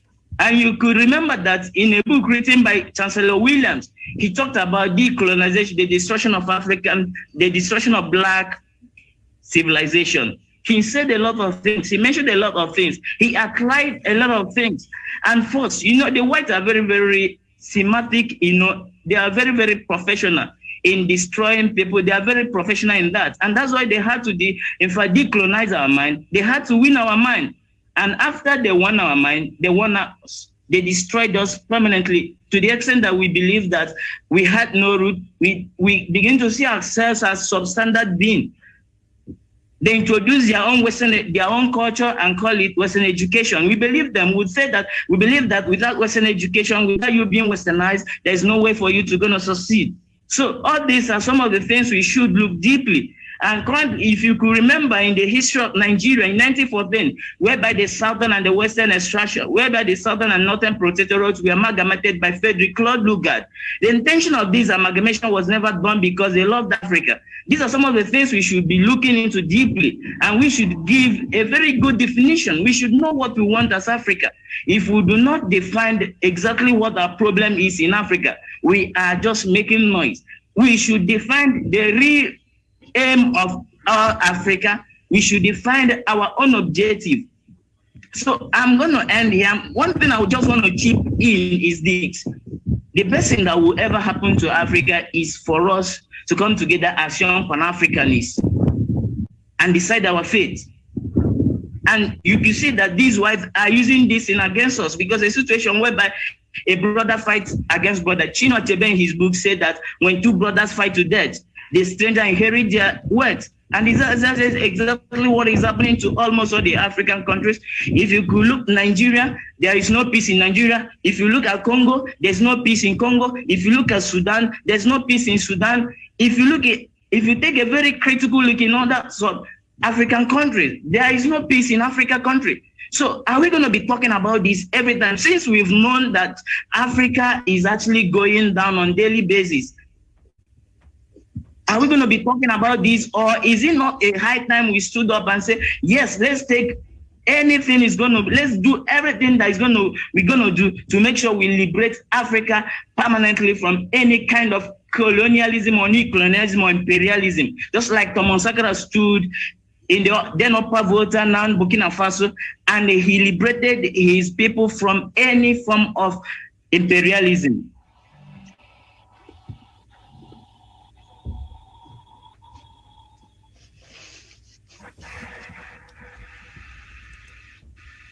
Thank you very much, Chinedu. You have made your points very clear. The question Chinedu asks the panel and the panelists worldwide watching, what do we want? What do we want for Africa? What do we want for Africa? How can we get it? Every time, every year, we are screaming, we are this, we are that. That's the question he leaves on the floor for us and anybody coming up. Thank you very much for keeping your 2 minutes. 2 minutes to Mr. Nix. Nick, yes. You tell us where you are. Yes. And where you're speaking from, so that the next time we know how to call you to our conference. Yes. Okay. Good afternoon, Dr. Matsanga. Can you hear me well? Very well, boss, and I'm looking at you. Thank you very much, sir. You've been wonderful, and I have to tell you that I have got the time some time ago to go through your background. Yes. And I happen to see that the fight for freedom of people, you didn't start it today like you were saying 30-something years ago, 36 years ago, thereabout. Some of your documentaries that I watched at my own time, I saw that you've done a great job for Africa. I saw one of your interviews here in the UK. Actually, I'm speaking from Birmingham in the United Kingdom. I saw a lot of documentaries you did. Some of the questions you answered were very difficult questions, and the way you reacted to that questions is the face of the president of Rwanda today. That was what I saw in that interview. Having said that, I am a Nigerian and a Biafran by birth and by inclination. Nobody can take it away from me. I was born a Biafran inside Nigeria, Southeast Nigeria. I've followed all the discussions going on and how Africa has been relegated to the last, to the bottom of affairs in the world, and nobody is doing anything about it. Professor Lumumba has been somebody we've been following from childhood, and I'm happy to speak in a place where he is and hearing my voice. So this my question, or rather demand, will go to Professor Lumumba and Dr. Matsanga. I have had Simon Ekpa speak as well. I'm happy for all his words. But this question goes to both of you, Professor Lumumba and Dr. Matsanga. Please, my question is this. Both of you have got access to some of these African presidents. So I am asking, is it possible that when people like you visit some of them, talk with them as human beings, because they have blood running in their own vein like it does run in our own vein. What do they say? How do they feel when they go to all these meetings and unions where they go to beg for food and they sit in between the European leaders? Most of these European leaders are supposed to be their children by age. And they invite them, these European leaders take the same footstep of their forefathers who have enslaved and have actually used and discriminated our ancestors. They will take the same page of these their forefathers and be giving instruction to these elderly people that are still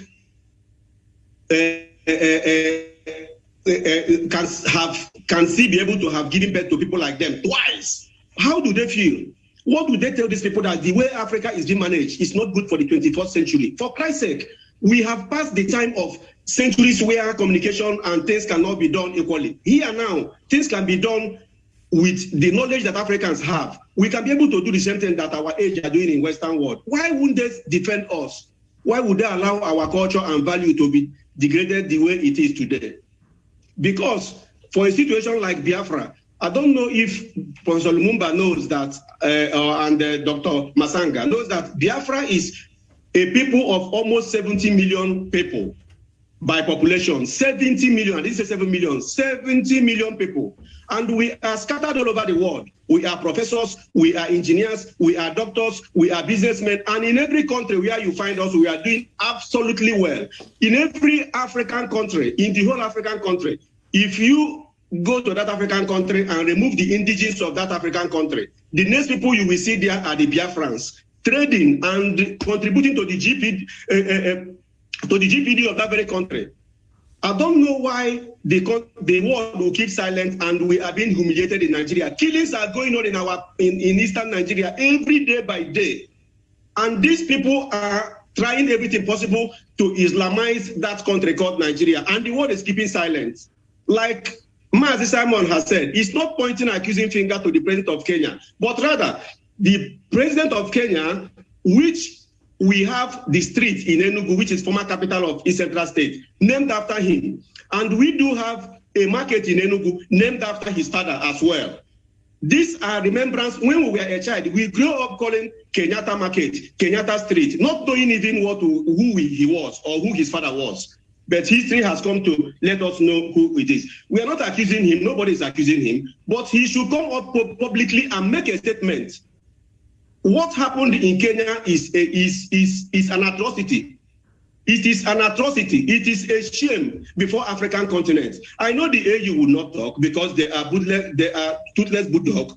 But for the fact that pointing fingers are being pointed to Kenya, the president should come forward and say something and be able to liberate himself from this pointing fingers and not pointing fingers. Even if he is not involved or he's involved, he should say something. We are humans. We are 70 million scattered all over the world, doing marvelously well. Let Nigeria not push Biafrans to become what they are not. Anything an Igbo man learns, he will do it more than the people who introduce it to him. This is my word. Igbo people are very, very gifted. Any day we decide to learn this thing they call terrorism, know that terrorism will be taken to another lens. It is not part of our culture.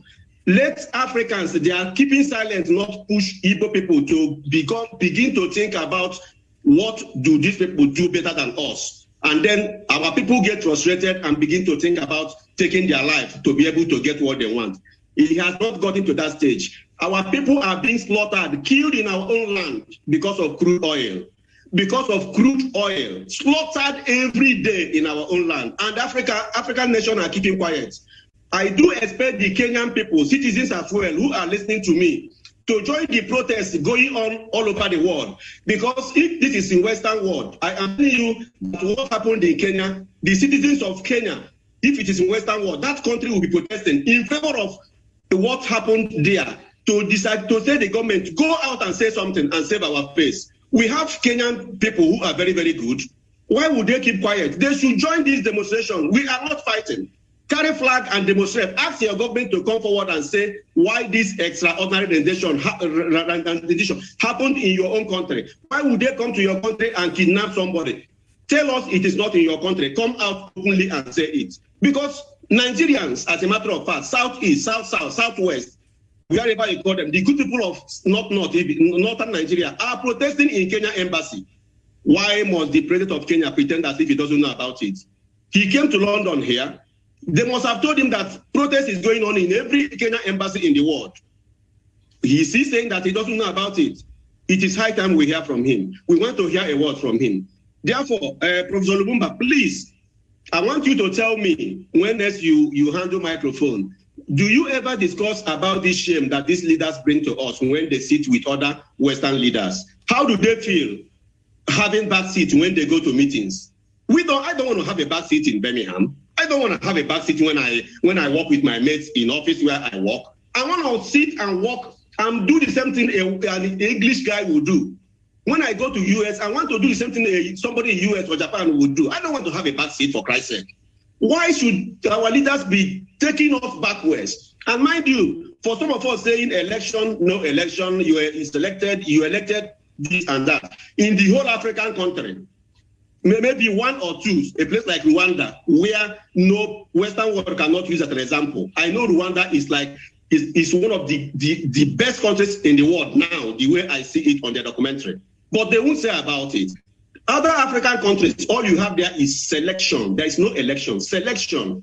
And this is why those of them who are there doesn't represent us or represent you, because they are not there by your vote. They are there by their own selections. That is why they go there and they do whatever they feel that is good for themselves and their stomach. And that is why democracy is really eating us up. And we have to find solution to this very thing. Before the British came to Biafra land, we had democracy already before they came to Biafra land. The Igbos, if you read Things Fall Apart of Chinua Achebe, you will know that the Igbos has been an old kingdom. We had our democracy, we had rules and laws in our town, and we manage it. We don't kill because it's against our way of life. But today, look at what they have brought and they have done to us. Therefore, I want to hear from you what you discuss with the president when you go and meet them, Dr. Matsanga. Thank you very much. I submit. Have a wonderful day. Thank you, sir. Thank you very much.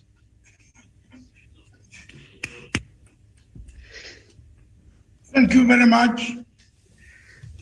We are hearing, and the professor has clapped for you for the words that you have talked. First of all, we are not a government institution. We are individuals. My organization is not funded by government or governments in Africa. It's from my personal pockets that I struggle to preach African Pan-Africanism. We don't operate like an NGO that we should put pressure in order for a funder in Europe to give us money. We do it from my proceeds, my own proceeds, so that I can be able to support Africa and leave some legacy. I'm happy you have been following my legacy on Sky News, on ITV, on CNN, on BBC Focus on Africa. I have done over 2,000 hours of talking for Africa. Over 2,000 hours. Over Sky News, for example. I did a great job of an analyst across the continent of Africa.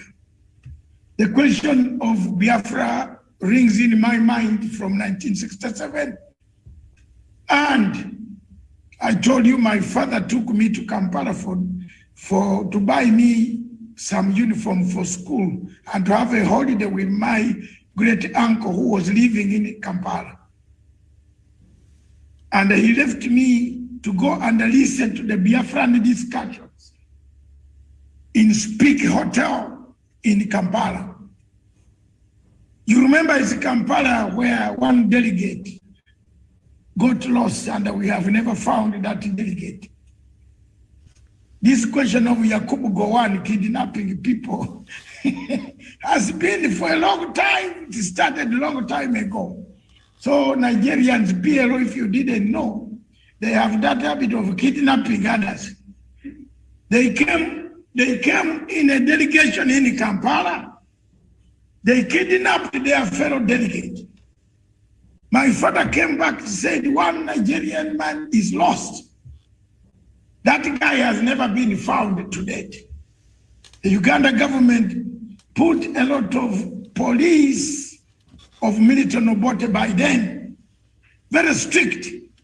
And remember why I am with the Biafran people.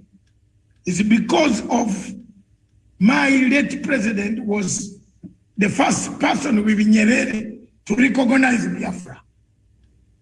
Yes, Kaunda followed, Haile Selassie followed. They did not fear. They did it for the sake of Africa. And from there, the war came to a close because there was half of African Organization of African Unity was divided. 3/4 wanted Biafra to form a state. A quarter remained. Those who were bought by the oil companies, we withdrew, kept quiet, abstained. So, sir, we hear you, but we are individuals. We cannot pressurize the government. Neither can we force President Uhuru Kenyatta to issue a statement. Or the government. The government of Kenya has issued a statement. Now we know. By the way, Biafrans, some of us have gone back to find very difficult and intriguing stories. Also amongst yourselves, you should check who is this who was monitoring Mr. Nnamdi Kanu all the way from London where he was. So this is something which is very intriguing to me. And when I discovered a few things, I became very upset, completely upset up to today, which I cannot talk about on this platform. Now, this platform now, thank you very much. We have, the demand has become so high, and we want to go for lunch. It looks like we might not. The following countries have said they want to speak. Togo, prepare yourself. Cameroon, Congo, Rwanda, Sudan, Liberia is watching, I've seen you. Ghana is watching, not speaking. These are foreign ministries, PLO. This is now serious. Mauritius is watching, but is not speaking. Togo has sent a lady. Her name is, I don't know the name, but you will tell us. My name, the name is Sabiani. She works for West African Network of Peacekeeping under the auspices of the Ministry of Foreign Affairs. She will come after lunch. Then we have, and it's a representative debate. Cameroon wants to speak, and Congo, Brazzaville, wants to speak after lunch. I think so. Now, Tijani Mbai from Namibia, my brother, closed this session. Tujadiwe Mbai from, this name is Kenyan, but yes, it is not a coincidence. Namibians were in Kenya during liberation. So you might have passed, Dad must have passed somewhere. So Mr. Bai from Namibia, can you close this session for us, please? Okay. The morning session. All right. From Namibia, the capital city is Windhoek. Most of the Africans, I want to tell, before you start speaking, some of the Africans are shaming me. They know more about capitals in Europe than they know more about their own cities in Africa. Me, I can name 54 capitals of Africa without looking at Google. Some of the people shame me, the ministers, Google. Shame. Minister, you are a minister of government. They ask you, what is the capital city of Chad? And then you say it is Kinshasa. Shame. Is this Africa? The capital city of Chad is Jamena. The capital city of Eritrea is Asmara. The capital city of Mali is Bamako. The capital city of Tunisia is Tunis. Algeria is Algiers. Morocco, Rabat. Gambia, Banjul. And so on and so forth. I can name them and win the trophy. 54, all of them, they are here. But some Africans are shaming me. Even when you ask them the capital city of Biafra, they don't know. If you ask them, where is Onitsha? Where is Enugu? Enugu. Some people say Enugu is in Maiduguri. So thank you very much. The capital city of Namibia, Windhoek, a good city. Go ahead. And the president is my friend. The former president is my friend. The current one is my friend. The one before is my friend. I came there and danced in a nightclub called Chatemba, Chess Chatemba. Thank you very much. Take us away. Okay, thank you very much, Doctor. My name is Shanjewa Mai. It's one of the indigenous tribes. Shanjewa just means gift. Okay, well, I'm not really going to say a lot of things. It's just that I've been following the issue of Africa for a very long time. Namibia is a relatively peaceful country. And now what I've noticed, I think what all of us can agree on is that money seems to be the issue at hand here. We as Africans, we don't have enough money. And if you look at the world, everything else basically comes from money.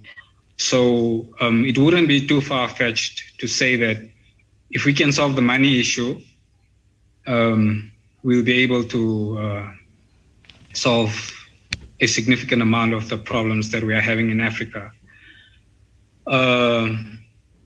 For example, when the doctors just started speaking in the morning, I listened. He mentioned the example of China. And then he said,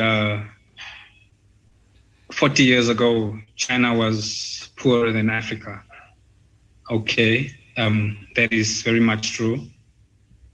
And there are other countries like that were in the World War, like Japan. But then if you look at what those countries did, so we have to ask ourselves, what did China really do? You know, because on the surface, what China is telling you is we worked very hard,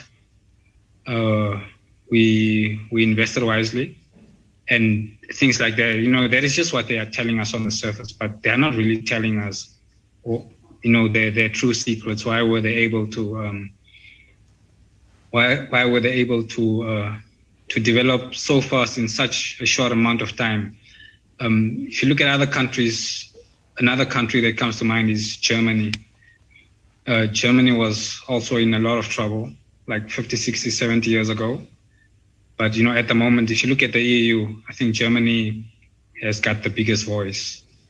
And fortunately enough, there has been a lot of research done into the topic of economics, into the topic of money. And in my searches, I found out that what Africans or a significant amount of the world is being misled on how money really works. And I'm not really going to go into the conspiracy theory types of economics. I'm looking at things that are very practical. Like there are certain people in the world, like I can mention some of them. Actually, it's one guy that did research into how the banking system really works. What makes economies tick, and what made Germany such a successful and strong country. And then they also did research into countries like Japan, what really made them successful. And then they went to China and did significant research and realized that, okay, and they basically realized that the economics that we are taught at university, basically all over the world, it's a false type of university. It's a false type of economics that is not based on how the banking system really works. So basically, I can give you the name. His name is Dr. Richard Werner. I think I can type it here in the messages. Dr. Richard Werner. He's got a website. So basically, he dissects exactly how the banking system works with countries. And then basically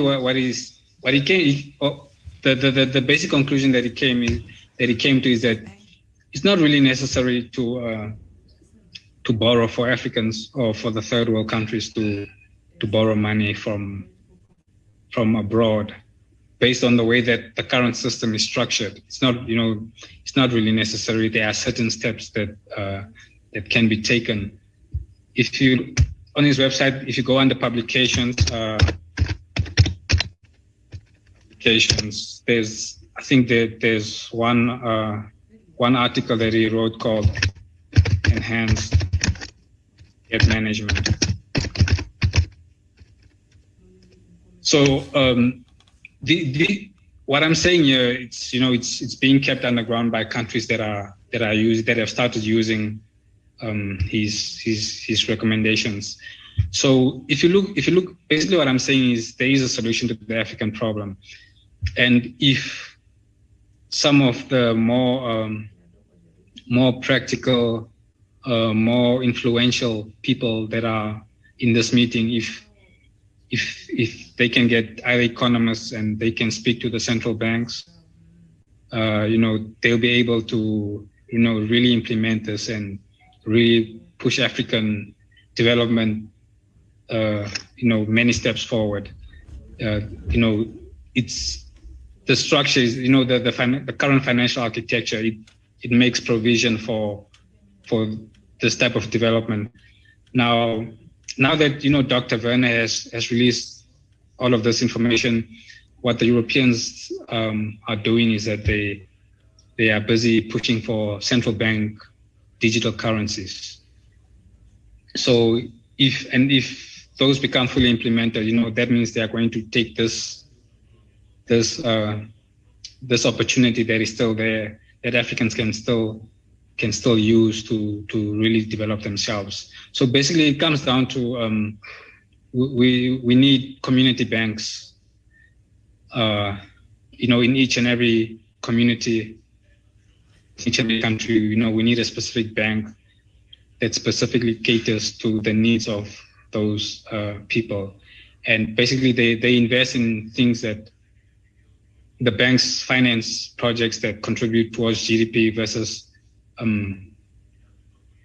investing in projects that don't contribute to GDP, like financial speculation, financing things like properties, things that don't really add value to the economy.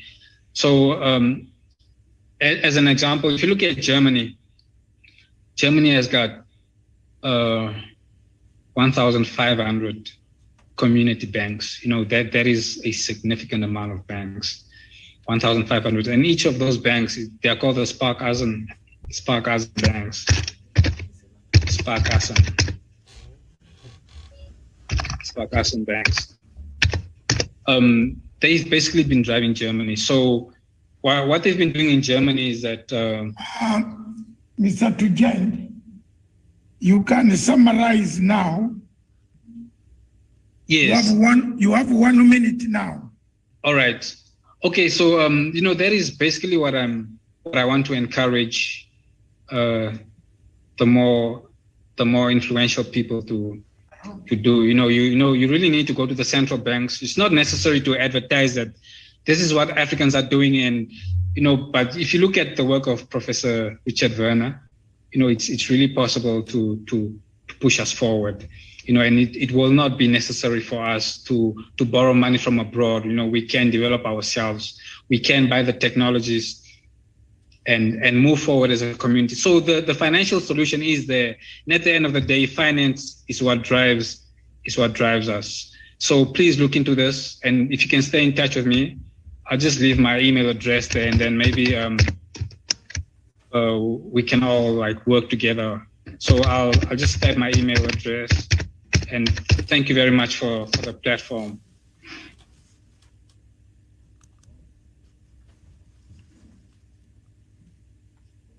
Right, very well. Thank you so much. That was the panelist from Togo. Doc, would you like to say something before I bring in Javan? Okay, I think at this point I'll bring in. Mm-hmm. Sorry, thank you very much, Miriam. I have done my bit this morning. Are you there, Miriam? Yes, I can hear you. Yes, at least you have put in some energy now. Can I also run to put in some energy, some water?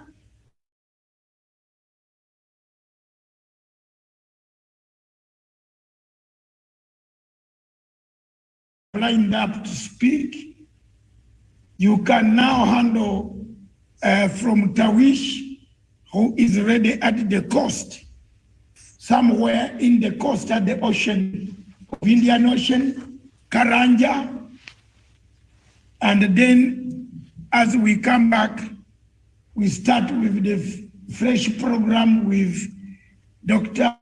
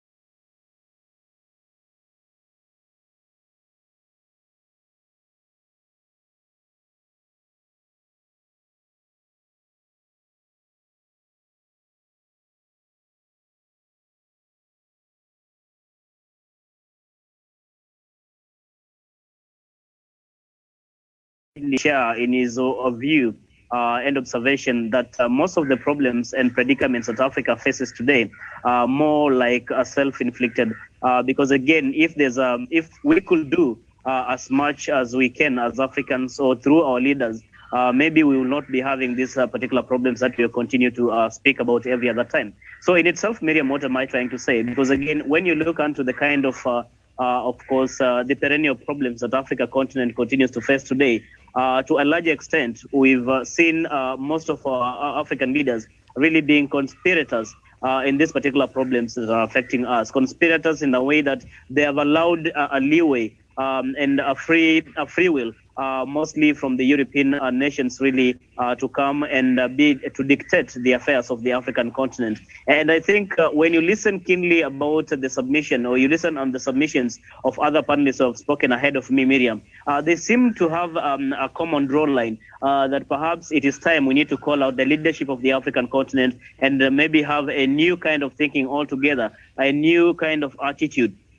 a new kind of approach in as far as issues that affect the continent of Africa are concerned.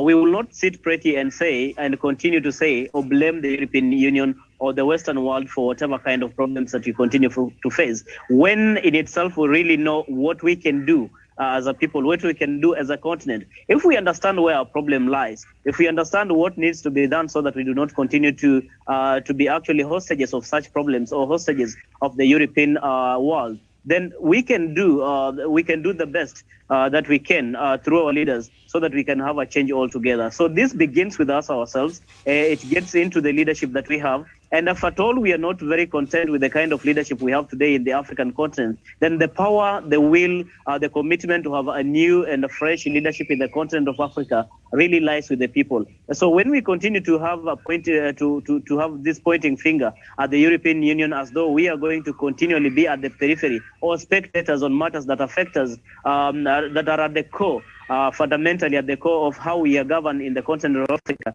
then the problem begins with us. So I think generally, Miriam and the rest of the panelists, it's a good conversation that what then do we need to do?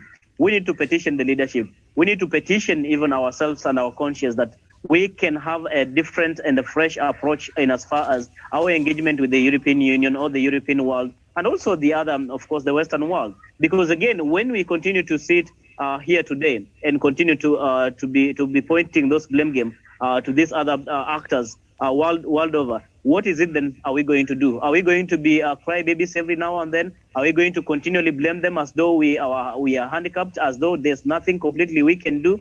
Take, for example, we've been asking about the approach or the initiatives that the European Union is having on the African continent, more so on the security front. For example, arming the military, carrying out the training of the military personnel in the African continent today. Is it more of benevolence to the African continent, or is it something that is even detracting us or actually destabilizing the African nations completely? Those are some of the fundamentals that we really need to have a candid discussion on. If it is something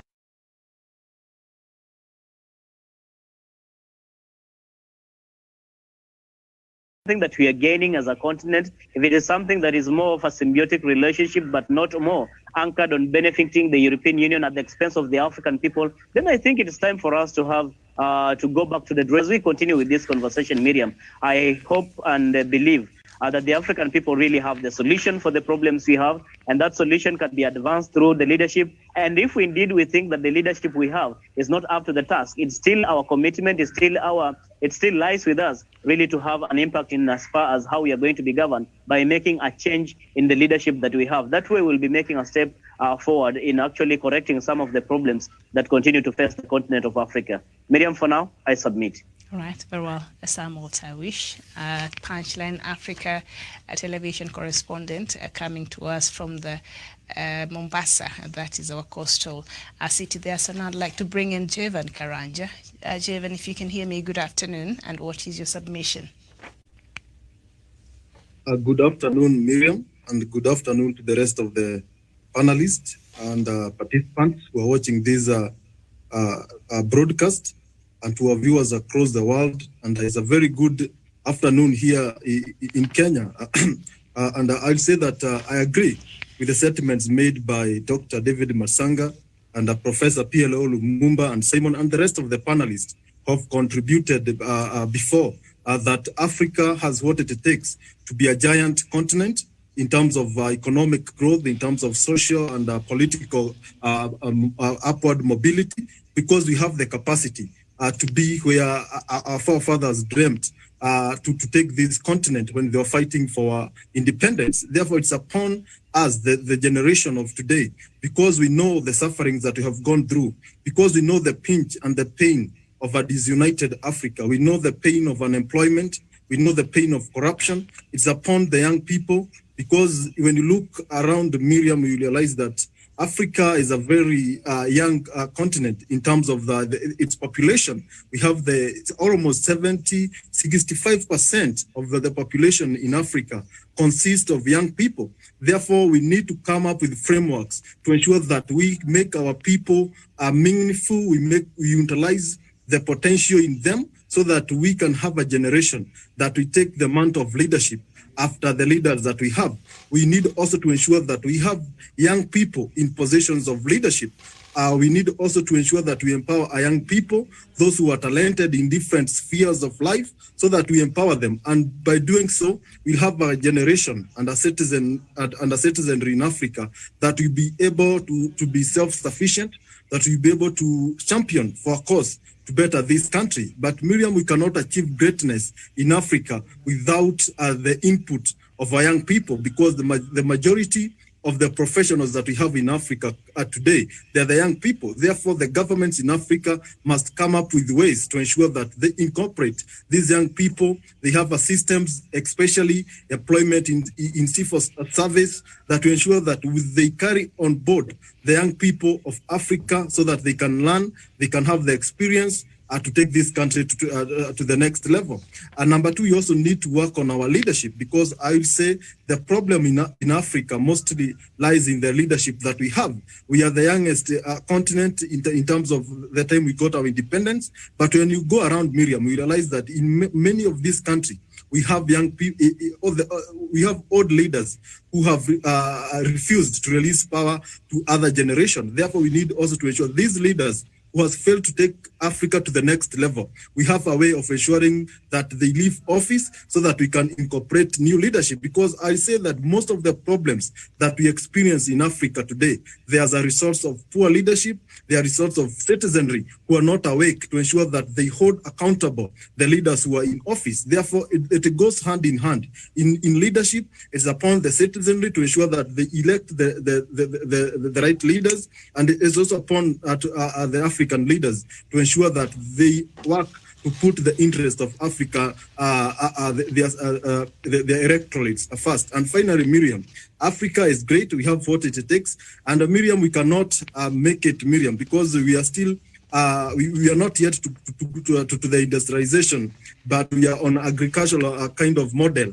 We need also to ensure that we empower the agricultural sector. We make it precious, we make it look smart, so that we can have employment for thousands of young people. We have a fertile land across Africa where we can have young people getting something to work and to be food sufficient, because in Africa we are food insecure when you have all this fertile land and the population and labor to ensure that we can provide foods without relying on reliefs from external factors. We must make ourselves, we must fight for our space and make sure that we are capable so that others will respect us. We must fight for our space so that others will also ensure a fight and embrace the Africans in us.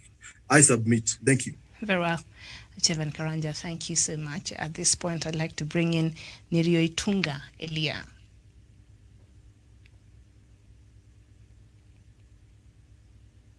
Okay, Elias, if you're not available, then we're going to take a short video break, and then when we come back, oh, you're there.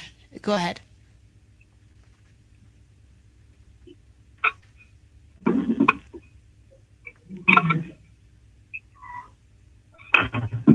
Good afternoon, ladies and gentlemen.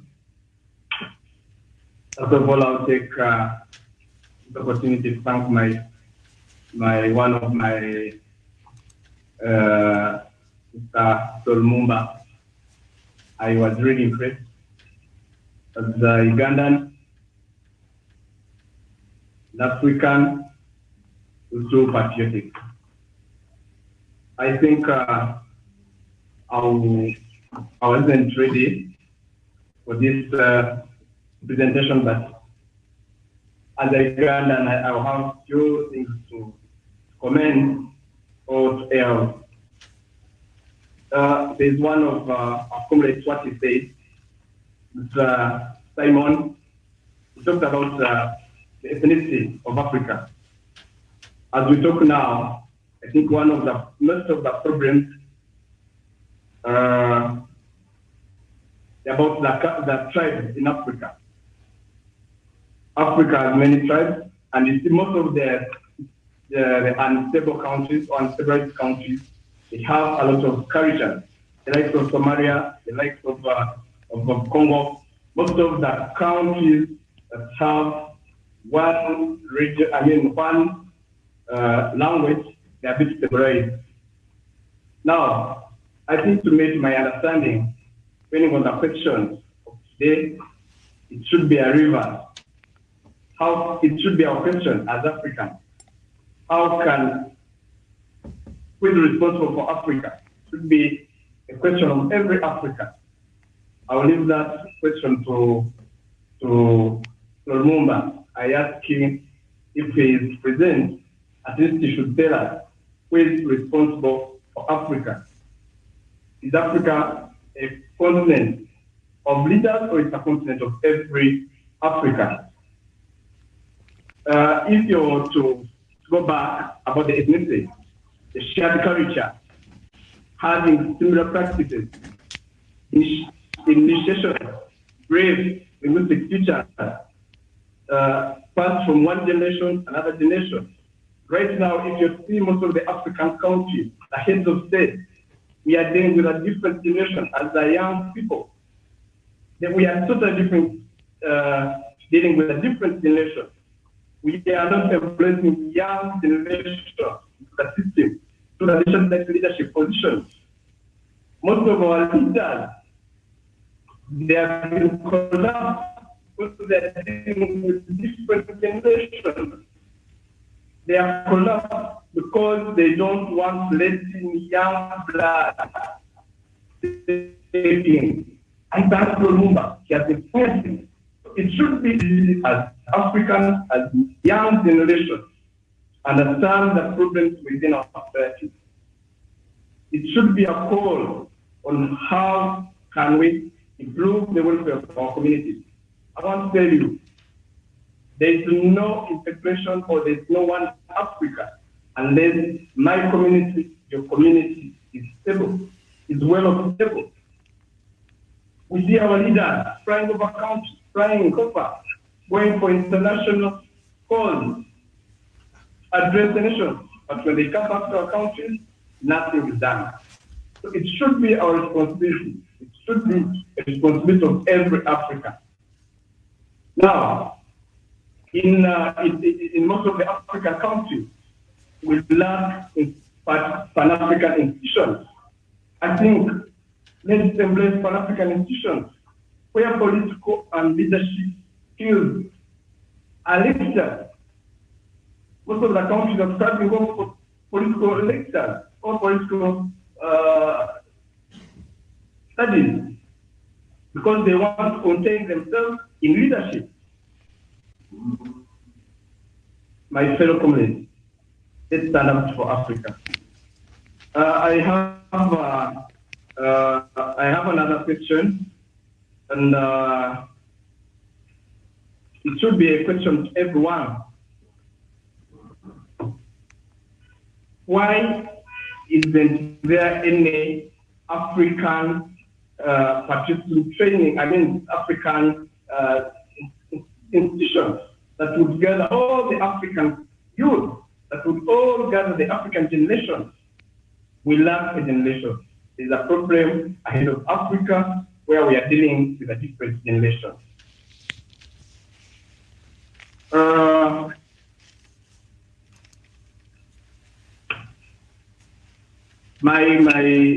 What I can tell, we cannot solve the African problem by by defending our leaders.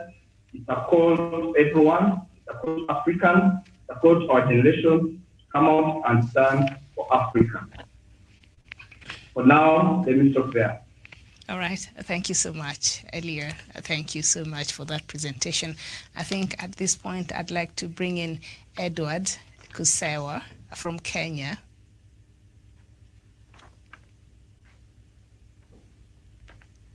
Edward, good afternoon.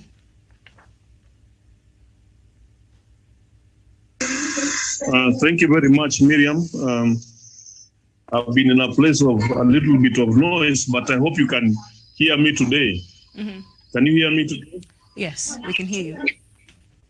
Okay. So I think the panelists that have been before me have been able to explain what is happening in Africa very vividly. I only want to bring 2 points. One is what the phenomena called the resource curse in Africa, and the other one is the Dutch disease. The Dutch disease is responsible for what Dr. PLO Lumumba has been saying and what Dr. Matsanga has been saying. The Dutch disease normally says whenever you discover new resources, like for example, oil, this oil always attracts foreign cash into those economies and starts fueling conflict. Excuse me, I need to talk to some few people to reduce some noise in the background.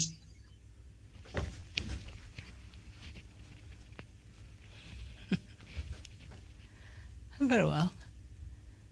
As we wait for that. Okay, apparently it's not possible to be able to reduce the noise, but I will continue. So, I mean, the different models that have been explained by previous panelists. Mbai has talked about budget deficits. When we speak about African economies having budget deficits, then there's always a problem of foreign influence. This foreign influence come and exploit countries that have budgetary deficits, and they start wars, they start conflicts in those African countries. But the biggest problem has been the Dutch disease. The Dutch disease is where you discover oil, and that oil or minerals attracts foreign capital, and that foreign capital starts bringing conflicts and wars around Africa. And therefore, I think, from where I sit and from listening to different presenters, I don't want to talk a lot today. I want to listen the people of Cameroon, what they have to say, and the people of Southeast Africa, what they have to say. But we must be very careful when we have governance issues, when we have budgetary deficits in our economies, when we have corruption. That's where the gap starts, and that's where there's influence. Thank you very much. All right, thank you so much. And on that note, we'll take a very short video break, and then when we come back, Dr. Matsanga shall be leading us in the next session. So I think Juliet Makapila, you get ready, and the rest of the presenters who have not yet, presented, have had the presentation so far. Thank you so much. My name is Miriam Oguta. I'll see you in a bit.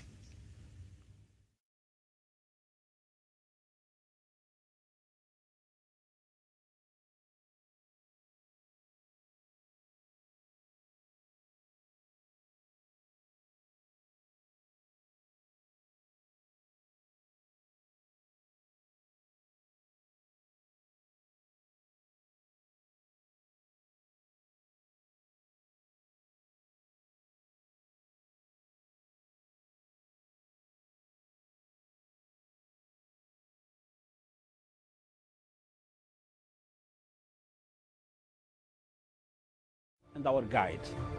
And all that we strive for as a human family, dignity and hope, progress and prosperity, depends on peace. But peace depends on us.